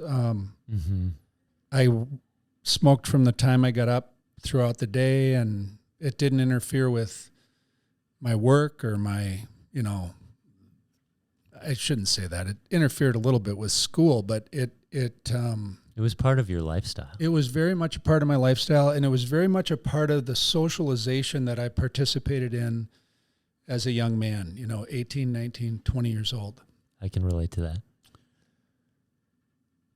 I spend a lot of time working on my insides. I'm a regular member of a fellowship that will remain nameless. Sure. Anonymous, if you will. And I work with guys that are trying to get clean and trying to stay clean and develop a spiritual experience that's capable of giving them everything that their ism was providing. It's really, it's becoming a little daunting because Orthodox members of the fellowship that I hang out in that will remain nameless, Yeah. those there's a bias. There's a natural inclination to think, well, any consumption of cannabis is bad. Well, I want to chime in because we're facing this as a industry or a society with non-alcoholic. Does non-alcoholic also include 5 milligrams of cannabis? Yeah. So my answer, which you can use with full license and no royalties, alcohol is alcohol. Cannabis is cannabis. Okay. Don't lump them into the same milieu. There's more to cannabis than meets the eye. I never looked at alcohol as medicine. Sure. Although in retrospect, there were probably a number of things in my life that I was treating with my enthusiastic consumption of alcohol and everything else that I was consuming. Mm-hmm. But I was also playing sports, and I was also involved in school, and I was also an intern at IBM, and I was busy. I had things going on. I was going places. Yeah, sure were. And I had no intention of staying stopped when I got sober. When I got sober, all I wanted to do was get the heat off. I had money problems. I had family that was hip to the money problems, and I had brothers that were very kind in helping me get out of the jam that I was in with the guy that I was buying the other white substance from, which will also remain nameless. Yep. And I just wanted to get the heat off. I had no intention of staying. Sure, right. So let's just find a way to drink and use responsibly, and I'll be on my way. Oh, Thank you very much. Sure, I'm sure. That sounds great. So have it your way. What happened is I participate with this group. I do the process that they suggest I do, and I have undeniable results. And my life is better. Yeah. And I feel great. And I'm able to do a lot of things that I wasn't able to do. And I got hooked on that. Yeah. Your positive energy is something that stands out. So it helps if you have a preconceived belief that cannabis is good. Now, can cannabis be bad? Yeah, nobody's so naive as to say that I like to tell people if 15% or 13% of the population is predisposed to alcohol the way I am, my guess is it's probably 10% of the population that's predisposed cannabis-wise to where it might be something that they have to be really vigilant about and conscious of the way they engage with it. Mm-hmm. Mm-hmm.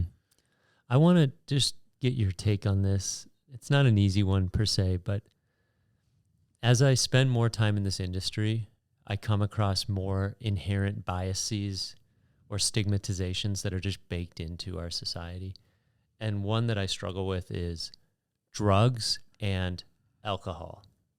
And alcohol gets this special carve out in our society where it's allowed to be advertised on TV. It's allowed to be glorified in so many different ways in our society, especially to young people. And I just feel like it's not fair. And I'm not saying, Drew, life's not fair, but I kind of am, because drugs and alcohol removes alcohol from drugs. And I push back saying alcohol is a drug. Well, alcohol is a drug, but alcohol is a very concise description of a category.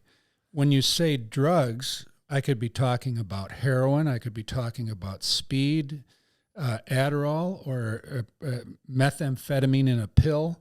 Yeah. That's what Adderall is. Yes. So you could go through, you have this sort of long and winding road around the drug label.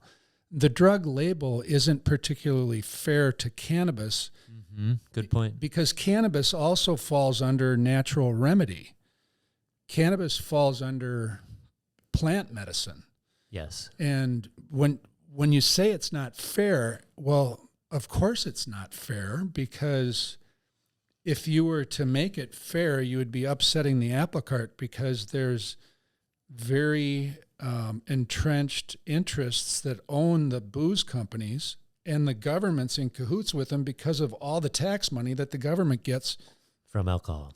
Cannabis is going to start having more cachet with politicians when it starts to have that kind of tax revenue impact. And it's not to say that the states and local governments haven't gone out of their way to get their piece in this perennially nascent business. I mean, we're a new business every year. We've been saying cannabis is a nascent business since I started, and they were saying it was new 15, 20, 25 years ago. Sure.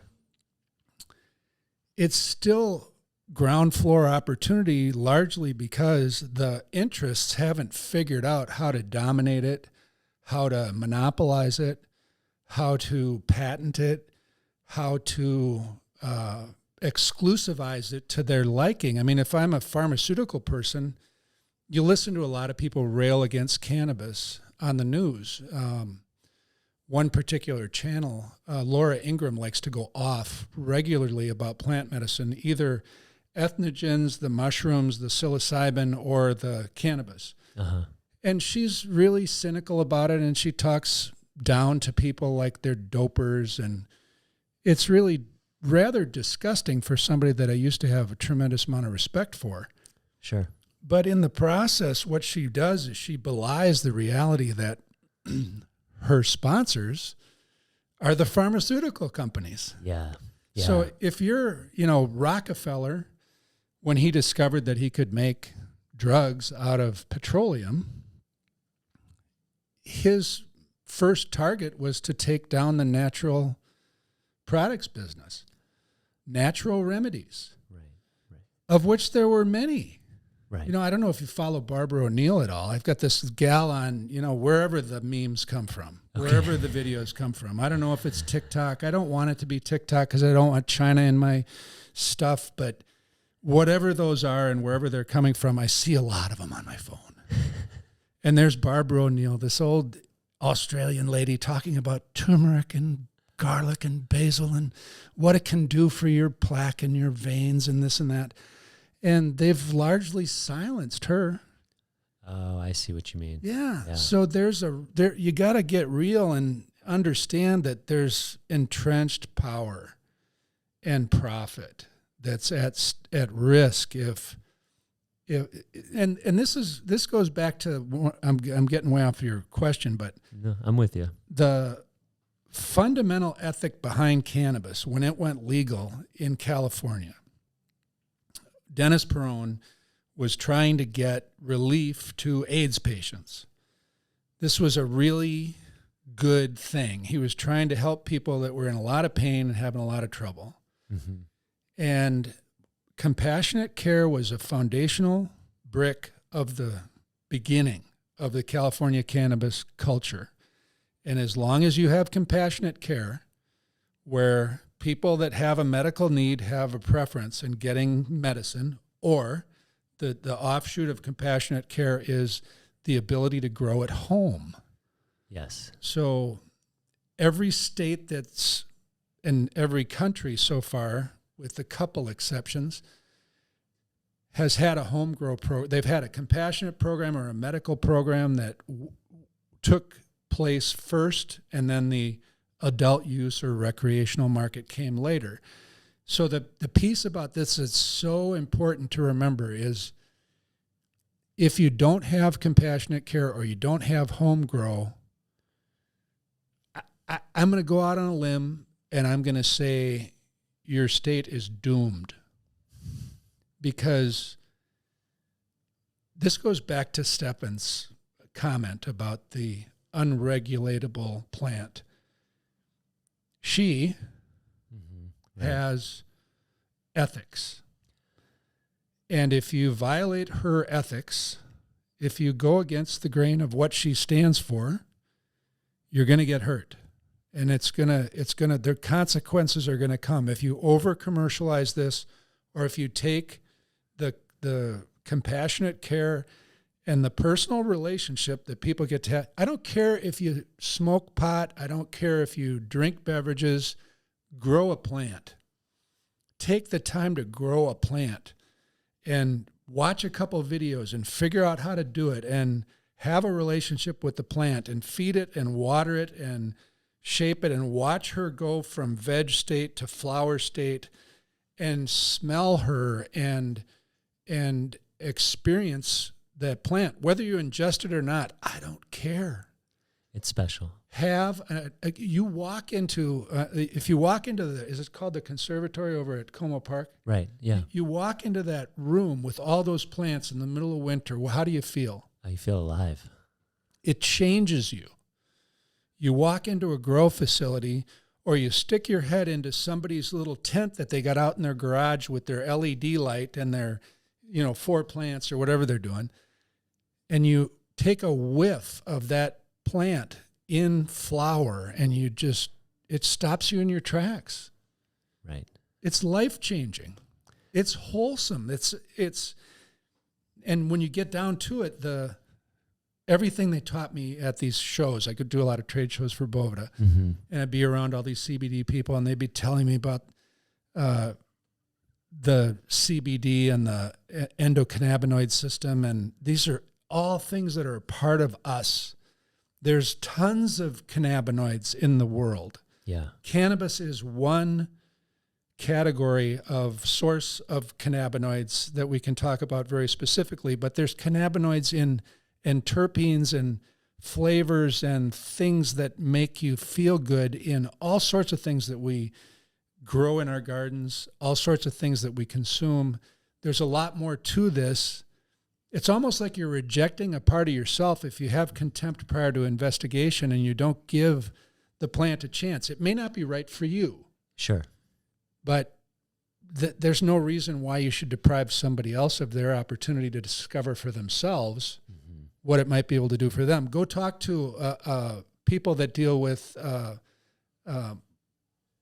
autism, or people that deal with seizures, people that deal with epilepsy, people that have my eyes were opened when I went to a show and I ran into a guy, Roger Martin, God bless his soul.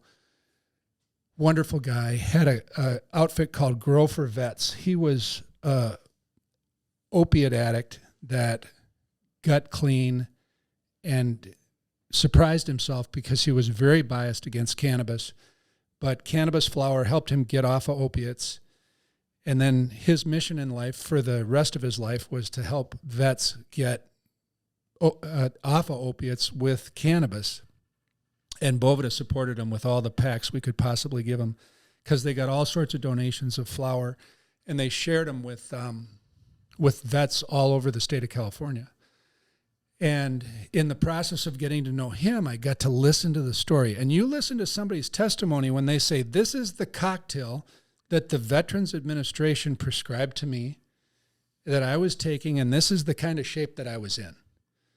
And then fast forward to, this is when I started using cannabis, and whether they continued for the rest of their lives or whether it was just a situational thing where they used cannabis for a particular period of time, it changed them. And you hear that testimony. Yeah. And you just can't deny, and this goes back to our whole sales pitch for Boveda. We sell these packs, and my closing when I talk to somebody is, don't take the charming salesperson's word for it. Just try it. Put it in your process. Check it out. Do a blind taste test. Flower stored with, flower stored without. If you don't have a relationship with flower, put one of these in your brown sugar at home. It works. See if you're not just thrilled that your brown sugar doesn't harden up like a rock in September. And when you know how it is, you just take the bag out, you got to use it, and it's like you got to chip away a piece of brown sugar. I'm so glad I don't have to deal with that anymore. I'm a Boveda convert. But I want to talk about Minnesota a little bit, because if we look at the last 10 years, Minnesota has a complicated relationship with medical cannabis. I got into this industry in 2019 through hemp. And back then, hemp didn't get you high, and the medical program was really nowhere to be seen. It was extremely difficult to get into. It was extremely expensive to purchase. Two producers, 2 licenses. And yeah, limited licenses, 2 licenses. 4,000 or 5,000 card holders. Yeah. For a long time. We had Colin on about 2 days after Canna Connect 4, and he told us a little bit about the regulation that he was facing as the operator there, and like how challenging it was because they weren't allowed to run out of product. That was one of the rules. If they ran out of product, they could get their license pulled. And so it made it inherently risky to add more SKUs, but also those products had to be so refined. We didn't get flower until 2 years ago, less Right. than that. And so it's to juxtapose what Minnesota presented for the majority of this program to how you interpreted medical cannabis through the lens of California and the compassionate care that's available. We have this unique market here where 5 milligram, 10 milligram beverages are just flying off the shelves, and yet we're just getting closer to a respectable medical program, and we still only have 2 operators, a duopoly of sorts. So how do you look at this market, not just because it's a hometown bias, but how do you look at what Minnesota is doing in cannabis compared to what you see across North America? 2 distinct personalities will emerge when you're talking about cannabis. There are regulators and people in that side of the business whose fundamental job description is public safety. Okay. And then there are people that have a relationship with the plant. Mm-hmm. Something that Canna Connect could do and the Minnesota Cannabis College could do is really focus on going on a journey with regulators to try to soften them up and give them some sense of passion for the plant. Because, like, take a look at Canada, for example. Canada is a great example for Minnesota to look at because Minnesotans are a lot like Canadians in a lot of respects.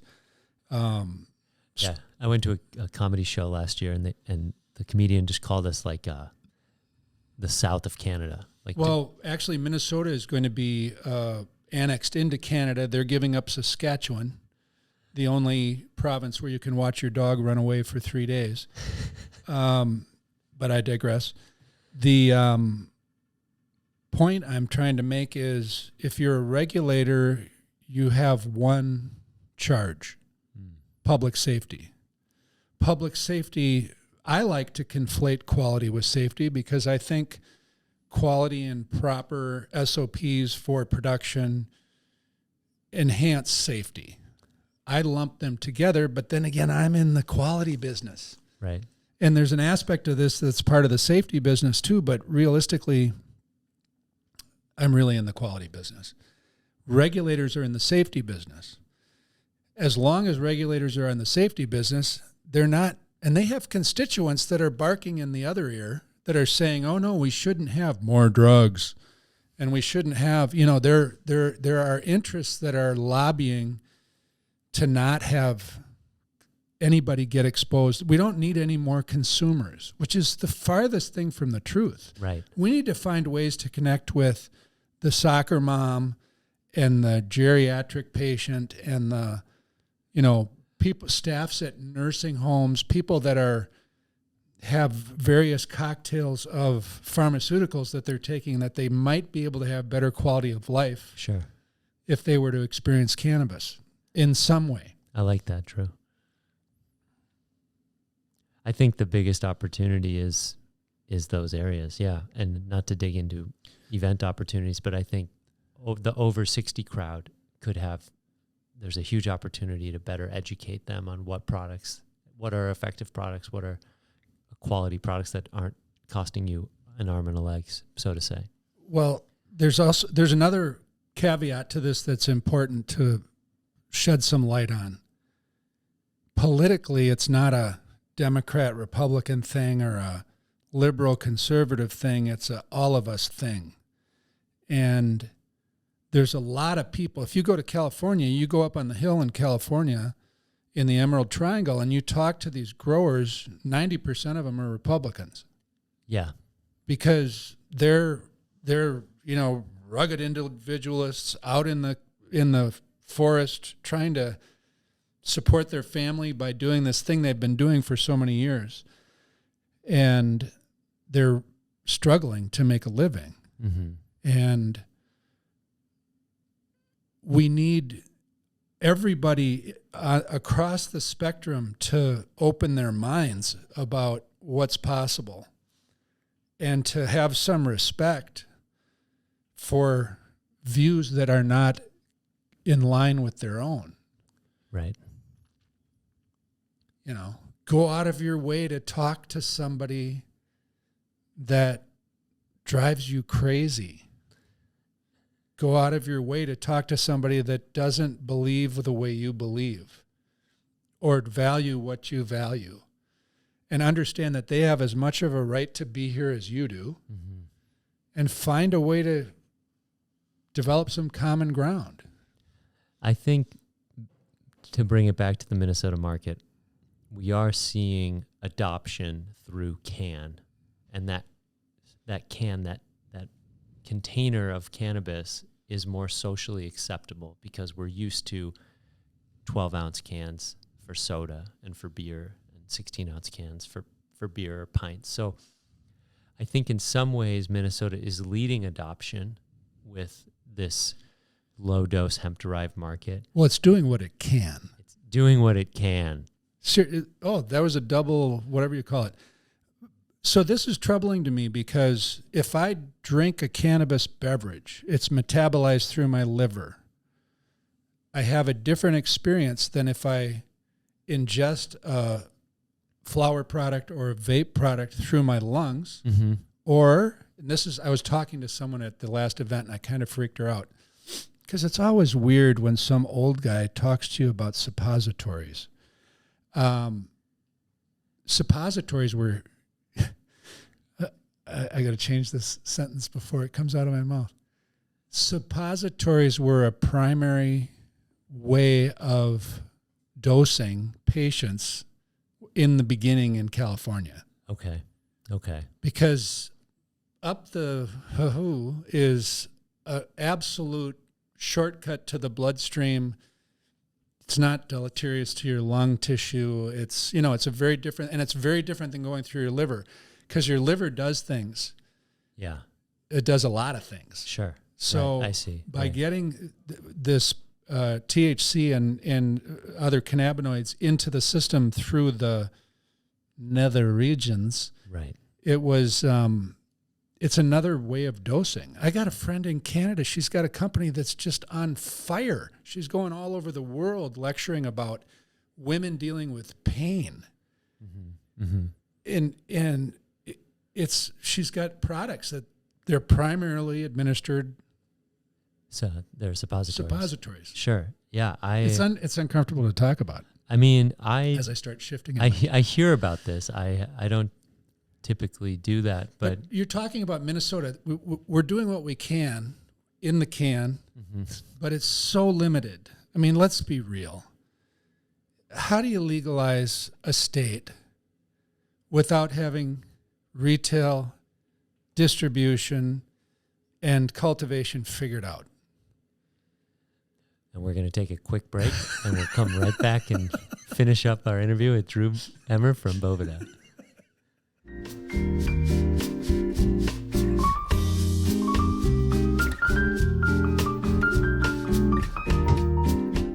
So how's the new generation going to do that? I think the cannabinoids play a big role in further understanding. Like the first time I saw CBD flower, I didn't quite understand it. And so having that option, the more data that we have on these products, the less intimidating they might be. The more clear packaging and labeling that we have to understand what we're taking takes some of the risk out of buying it from the guy up the street or the guy on Marshall that you know. But, and here's why I can say that. Summer of 2020, I quit my job. It was May, end of May, the week of George Floyd riots. I said, my job is not set up for remote work. I'm just floundering. I'm not doing anything meaningful. I don't know where my career is going. I'm going to quit my job. And I got on a food truck that summer and I worked with Kamal Mohammed, who's a up-and-coming chef now in the Twin Cities. And he had just moved back from California and launched this concept with his brother and his family. And it was the hottest food truck of the summer. But I interacted with Gen Z. And I worked there for 3 years. So I developed different friendships and work relationships with this younger generation. And occasionally after work, we would smoke. And I would bring CBG flower. I would bring CBD flower. I would bring blends of CBG, CBD, and THC. And I would talk to my friend Marshall, who was like a freshman in college or about to go into college. And I was like, 10 years ago, I was you, and I didn't have these options. And so a large part of where I come from through the hemp industry is better understanding cannabinoids and realizing that cannabinoids can be charted like a periodic table. And there's about 106, 107 that we know about. And I had a guy in my LinkedIn messages today. He sent me a photo of my beverage that he had bought at a liquor store. And he was like, well, I know CBD and THC, but can you tell me a little bit about CBG and CBC? And I was like, yeah, well, CBG is the mother cannabinoid. All cannabinoids start as CBG before they convert to what their final form is. When it paired with CBD, it has even better effects. It's also really good for brain inflammation, memory. It's good for addiction properties and lowering that need for substance. And CBC is a little bit new for me. I don't know as much about it. I don't think everyone knows as much, but it's uplifting. It's good for energy. I said, I don't know a ton, but that's what I know. And I think the cannabinoid soup and being able to take products that don't get you high, but that are in the cannabis family are a new thing versus when I was in school smoking pot and when you were in school smoking pot. And so I also want CBD to be seen more as a medicine or as a vitamin or as a supplement so that kids aren't getting Adderall prescriptions and then selling Adderall and using it as a currency because we know that happens. Great education when exposed to a young man that got on a methadone program and just understanding after observing him in our household for months on this methadone program, going to University Avenue over in St. Paul to get his daily dose until you reached a certain level of trust where you could have a week's supply on hand or what have you. And all the businesses that were built around that, the non-emergency medical transportation, where there's a service that comes and picks you up to take you there, and then there's the food shelf, and you go to the food shelf and you walk out the door, and there's somebody standing out at the curb to take the bags from you and give you the cash for the food, the resellers market, the psychiatrist that they take you to get the meds, come out with your meds. There's a resale market for that. This is how systems evolve. Okay. Around programs. Right. The black market, the underground, the offshoot that they're not accounting for, that 18% that disappears. It's natural. I think to bring it back to the plant provides, and it can engulf us, and it's incredibly useful when used correctly, but you have to learn along the way. I mean, it took me a long time to not overuse cannabis. And occasionally there are times when I do, it's usually with friends, which is why I asked that question of how do you manage to stay sober when you're exposed to so much opportunity to use. But the CBG has played a big role in helping me battle just bouts of overuse or abuse, I would say. And so I add something to when you asked me about staying sober and being in the middle of the cannabis industry. So the short answer, I'd be like Scotty Scheffler from the Masters this weekend. The short answer is God takes care of it for me. Oh, yeah, I've heard that. The longer answer is we all have a responsibility to figure out our bodies and figure out our lives. Nobody else is going to do it for you. You got certain foods that get along with you. You got certain foods that don't. You got certain behavior that works for you. You get certain behavior that doesn't. If you're drinking or using for oblivion, welcome to the club. Happy to be a resource to help you if you ever want to change that. But most people, the vast majority of people, are not negatively impacted by experimenting with or consuming cannabis. The vast majority of people are not negatively affected by drinking alcohol either, because they have a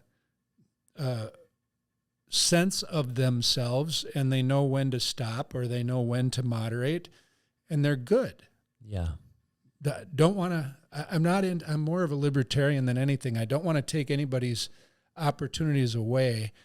I just love to get people to stop taking other people's opportunities away. Decide for yourself. If you don't want to be someone that enjoys cannabis, if you're going to go to the Bridge Club and you're going to criticize Marge because Marge tells you that she took a 10 milligram gummy before she went to bed on Thursday, well, then maybe you should get out of the Bridge Club. Yeah. How about letting Marge do whatever the hell she wants to do? Right. Right? Mm-hmm. She's probably 80.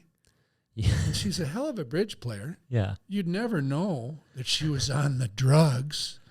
It's just not, like you said at the onset when I asked you about drugs and alcohol. Cannabis is more plant medicine than drug. And we have these terms and these words, then they have a certain connotation to them.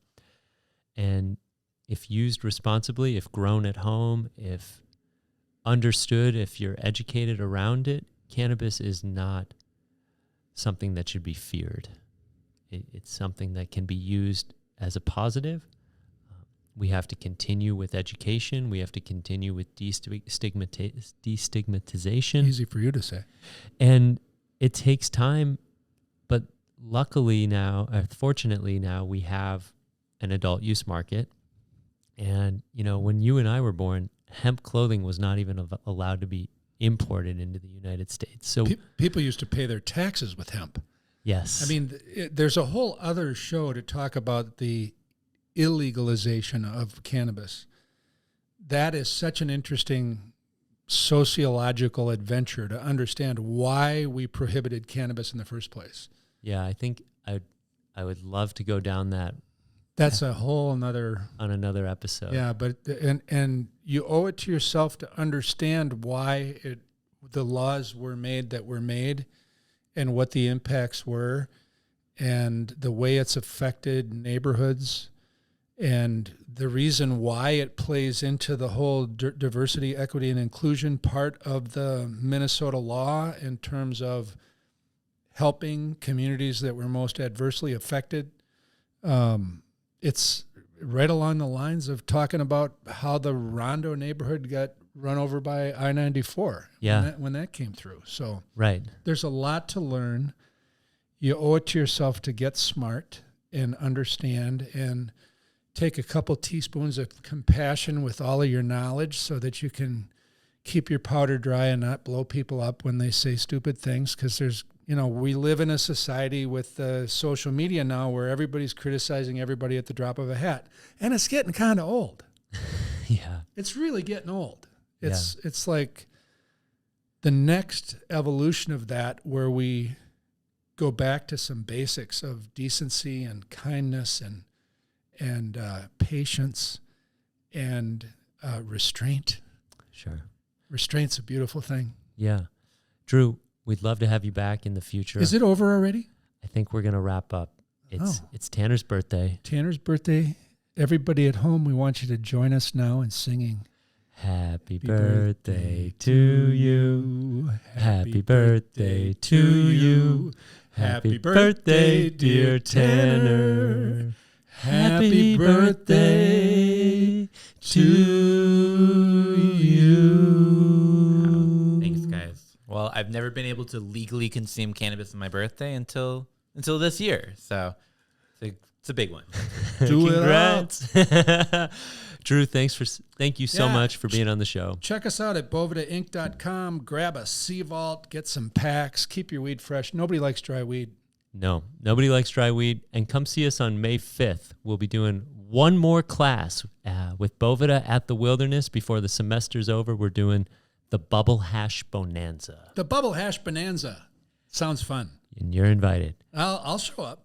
Well, thanks, everybody. We'll see you next week on the Northern Lights Podcast.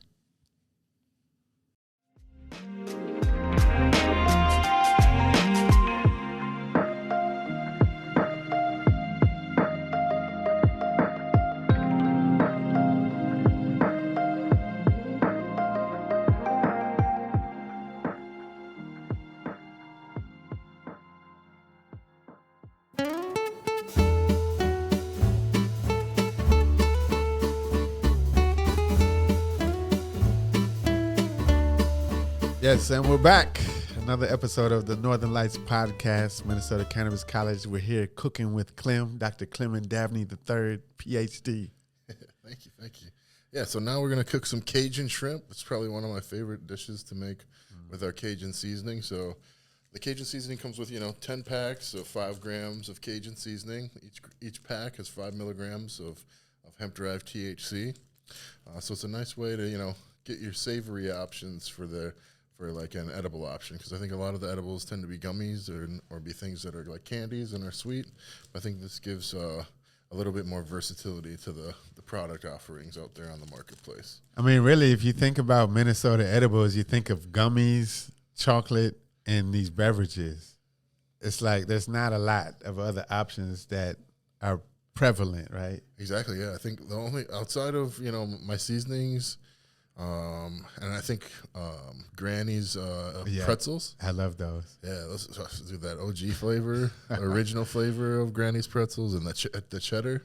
Oh man, fire. I said it's dangerously delicious. It's like you gotta dose yourself. You gotta remember, you can't eat the whole bag. Yeah, you want to snack them. It's just like, and they're only 1 milligram, so you get a little zealous. And I can't not stop. I'll just tell a little story about Granny. So me and Granny used to work at a place together out in White Bear Lake, and I gotta be alongside him while he was making a lot of these R&D flavors. Yeah, man, that was troublesome. I call that my pretzel period. I would just leave work and try to get home in my car. You say try. Every time was a success. But, oh my God. So we'll get back to the Cajun seasoning. So yeah, we got, 1.5 pounds of shrimp. We're going to toss them in a bag here. Just make sure we don't dump them. Needs about a quarter teaspoon of some salt. That's the Himalayan pink sea salt? So some Himalayan pink sea salt and an automatic grinder. Damn, I need one of those. Yeah, these are bomb. I got them on Amazon. I'll send you the link. All right. I got a pepper one too, man. Oh, game changing. It's like the Puffco of salt grinders. Yeah, but think when you're grinding up, you're cooking for a bunch of people in the summertime, having people over or whatever. You're trying to cook them. Yeah, that'll save time and energy. Right. Yeah, wrist pain trying to grind up all that. Getting carpal tunnel. Yeah, grind up all that pepper. So right now I'm just gonna mix them. I'm gonna get them all coated with. So we put a tablespoon of vegetable oil. So this time we use some canola oil, but you could use olive oil or whatever oil you're comfortable with. Mm-hmm. So we're just getting them all coated with the salt and the vegetable oil. And then we're gonna start to open up some of these packets of the Cajun seasoning. How much of the seasoning do you add? You said this is 1.5 pounds of shrimp. This is 1.5 pounds of shrimp. So I think you can leave it up to your own discretion.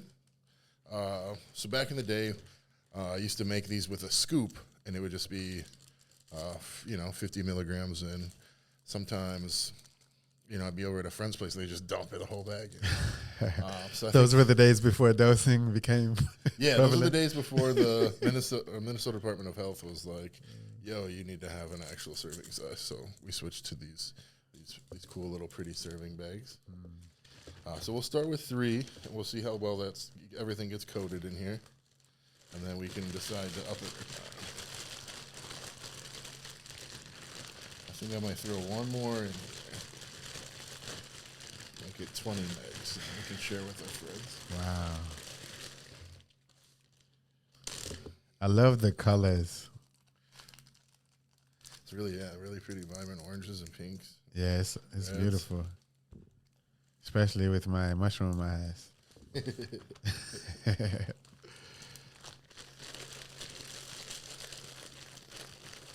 Yeah, me and my son, we put Creole seasoning on fucking everything just now.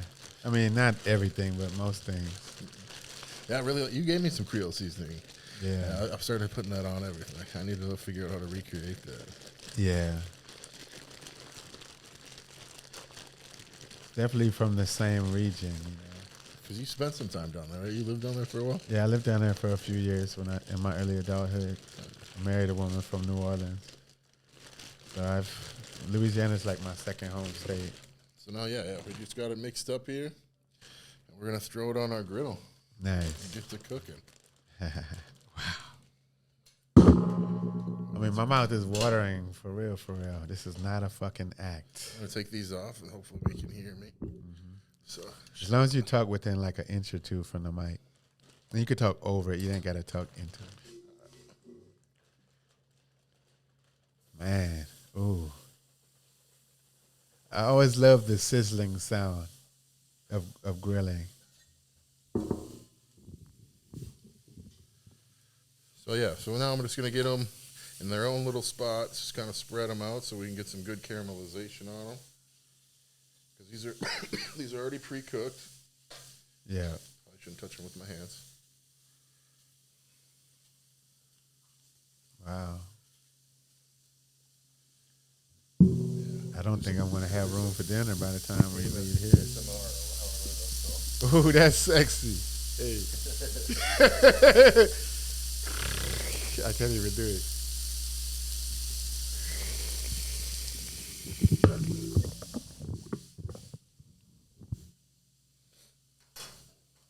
Sound effects.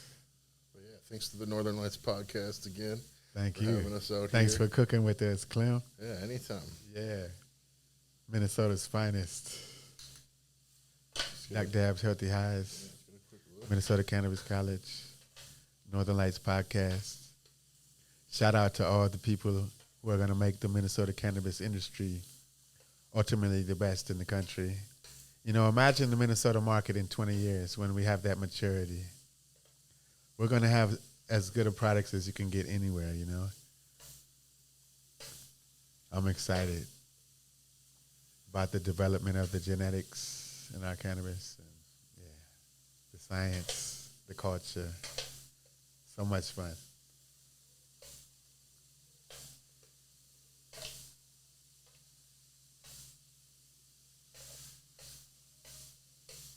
I remember we did an event, it seemed like it was a decade ago. You did this event called Thanksgiving, remember? Yep. Everything was infused except the guacamole. Yep, yeah, I do remember that. I remember the conversations were raging. There was 40, 50 people there. Everybody was yapping for 45 minutes. Remember that big volcano bag? It was like a 4-foot volcano bag. Oh my God, that shit is abusive. Bigger than a small child.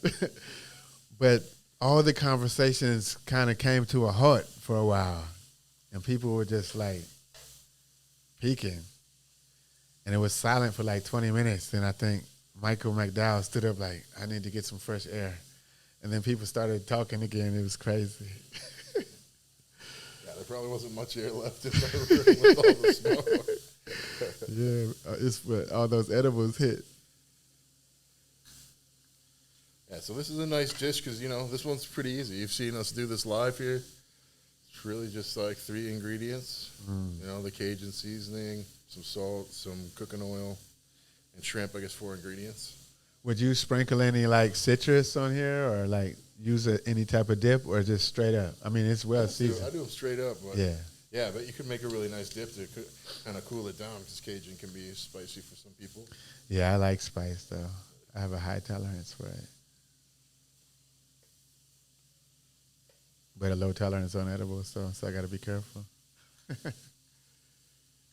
I think I'm like at max, if I don't have nothing else to do, like 50 milligrams. 50 milligrams, yeah. I think I'm about... And that's a lot for me. I can do about 100, but then I feel like I'm melting. Yeah. So up at 50. 50 is probably my safe spot, too. Yeah. I don't want to feel like I got a heavy helmet on my head, a weighted mental blanket. I think we're about ready here.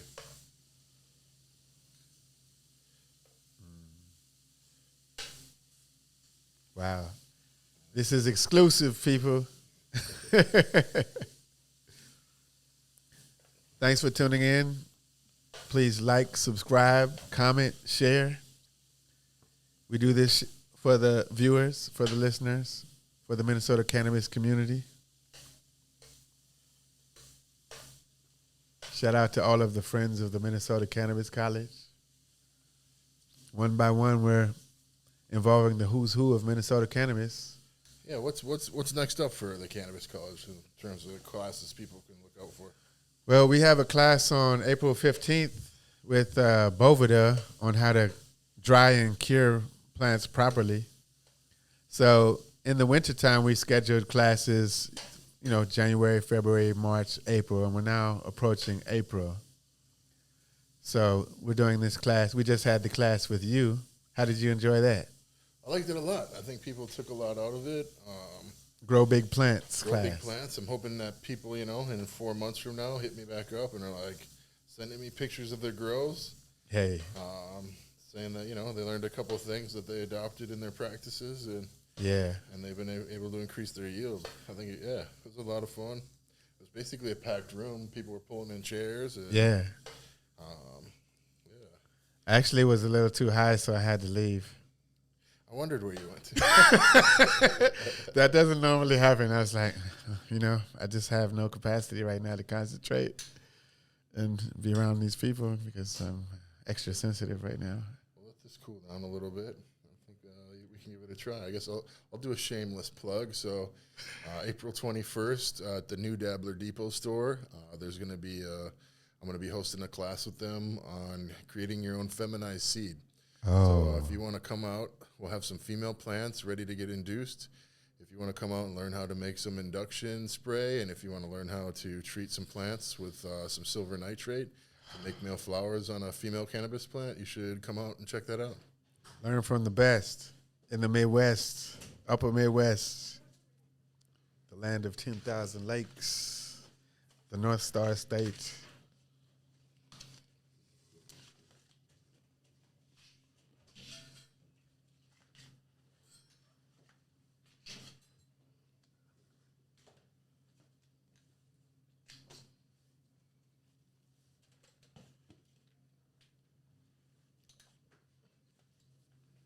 Marcus, talk a little bit when you're done chewing about the aroma in the room and sort of the smell that we're getting off of this right now. I mean, I feel like I'm at home because the smells are so delectably delightful. Yo, this is the type of stuff that you have to remember yourself that there's a dosing involved. It's dangerously delicious. I got a fun story about some of this. I went over to my buddy Opie's house. So he runs a company called On Point, and he was actually the one that kind of got me to start making this Cajun shrimp at home. So we went over to his place. He's got one of these flat tops on a grill or whatever. And he made me some Cajun shrimp. I went to go pick up my son, and then I'm like, why am I so stoned right now? Wait, he didn't warn you? I was like trying to do he did warn me. He told me about it, but I just wasn't thinking about it, you know, because you usually think about smoking or dabbing or like eating a traditional edible, and I like was trying to do this self-inventory of like, why am I stoned? I was like, oh, the damn shrimp. Yeah. But yeah, let's give these a try. Oh, that's fire.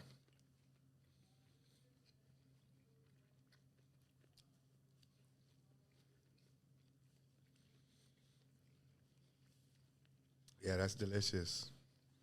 Yeah, I remember in my earlier days of edible consumption, eating something and then forgetting that I ate it because it takes a while to kick in, and then like 45 minutes later, like, why am I feeling so good? Like, forgot that I ate it. But like, that's why dosing matters, because it feels good when you get the right dose. If you do too much, it's like, when is this going to end? This is not pleasant. But yeah, I guess one nice thing about, our CZ's product is that it's made with some nano THC powder. So it hits a little bit faster than your traditional edibles. So fast acting. Fast acting. Is it as long as last? Does it last as long? I seem to know probably a little bit shorter. Okay. It's a bit more bioavailable faster. But everything's relative. A little bit shorter is probably an easier time than if you eat some shit and you're like, oh, I'm high for 2 days. I've heard people say they've been high for multiple days, and I'm like, damn, I wouldn't want to feel that. Yeah, but no, a high hangover. Yeah, I need to stop. We need to give some of these out. I'm eating too many of these shrimp. I feel like Bubba Gump right now. Should we go get some of our friends at Dabbler Depot and see if they want to try some? Yeah, I think that'd be great. Yeah, because I need some help removing this out of my reach. Oh my gosh. This looks absolutely wild. Thank you, sir.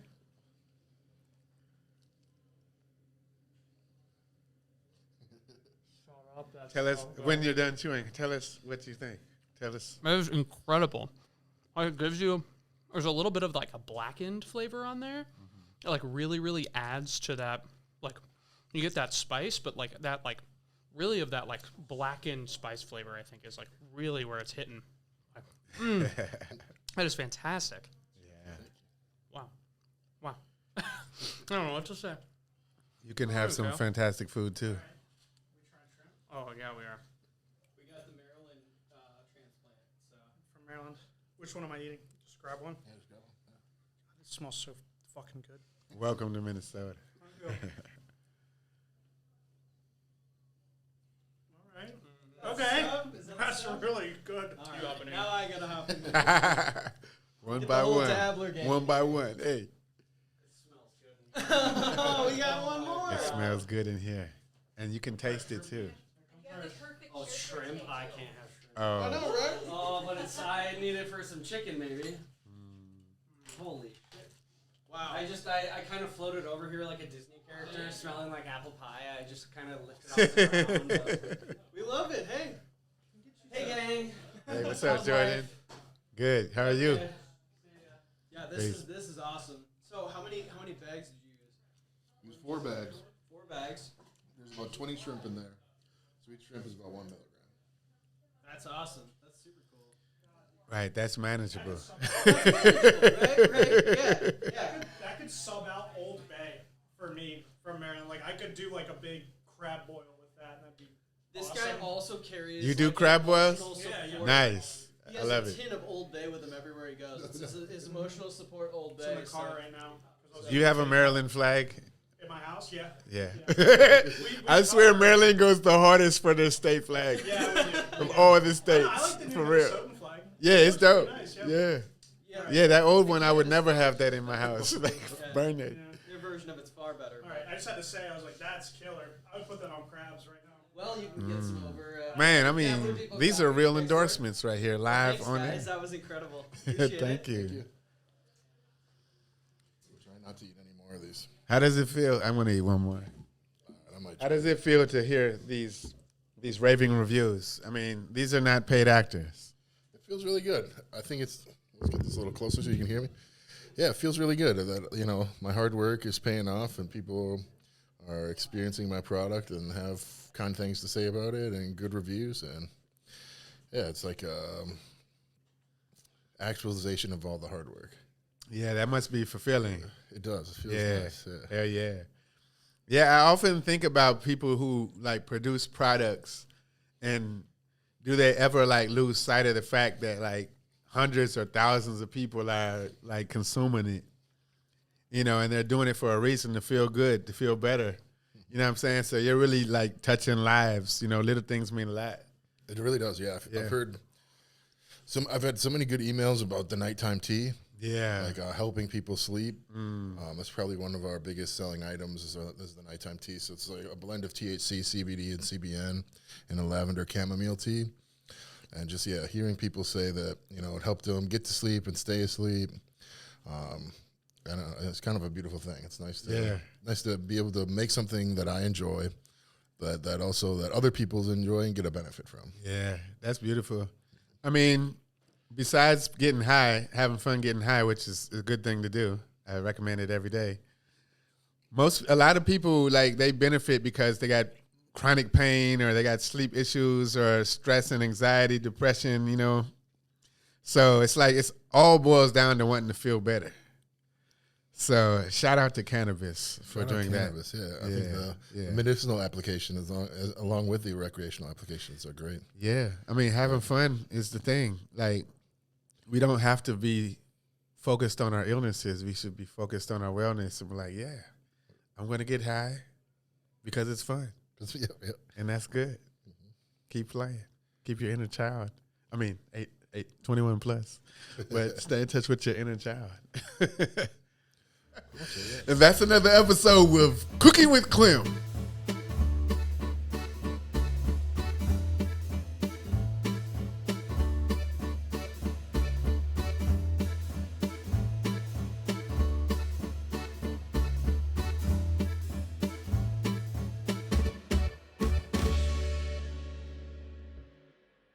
And that's all we got for today. Thanks so much to Drew for coming on. Thanks so much to Clem for coming and showing us some of his recipes. And Rachelle, thanks so much for coming in and joining us today. It's always a pleasure. Thank you so much for having me. It's great to be in the new Dabbler Depot space. This is so sick. I can't wait to look around a little bit afterwards. And I can't wait to come back. Yeah, it's not a pain anymore. Awesome. Well, we'll be back in just about a week. Next week, we got an interview from The Vault. We chatted with Tim of Minimum Wage Tim a couple weeks back and want to really bring that interview forward. We didn't get a chance to share it, but now is the time. It really was an awesome conversation, and he just got back in town from a pretty large international trip. So I'm excited to have him back on and chat a little bit more about that next time. Buy your bags from Tim. Buy your bags from Tim. But in the meantime, you can find us on Facebook, Instagram, LinkedIn, YouTube. I think I got them all that time. Reddit, yeah, all those good ones. Make sure to subscribe. Just search the Minnesota Cannabis College on the internet. You'll find us. Oh, yeah. And I mean, the biggest thing, truly, thank you so much to those who have shared Northern Lights with your friends. It's been cool being able to watch people say, hey, I passed this along to my buddy, and then hearing from their buddy, oh, I passed it along to so-and-so. And if you like this podcast, really, truly the biggest thing that you can do to support us is just tell your friends. So truly, thank you to everyone. And thanks to Boveda. Yeah, shout out to Boveda. Shout out to Dabbler Depot.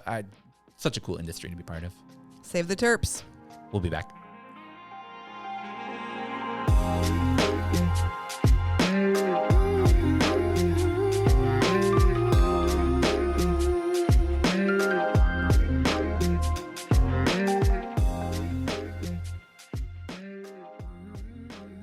Northern Lights is a Minnesota Cannabis College production. This episode was produced by me, Tanner Barris, and by my co-hosts John Barty and Marcus Harkis. Production assistance from Shayna Payton and Steve Eigenman. Today's episode is presented by North Star Law Group, your trusted partner in Minnesota's burgeoning legal cannabis industry. The information provided in this podcast does not and is not intended to constitute legal advice, but is instead for general information purposes only. Information shared may not constitute the most up-to-date or legal information. No listener should act solely on the basis of information provided without first seeking their own legal counsel. The opinions and views expressed on this program are those of the speakers and do not necessarily reflect those of the Minnesota Cannabis College. Please listen responsibly.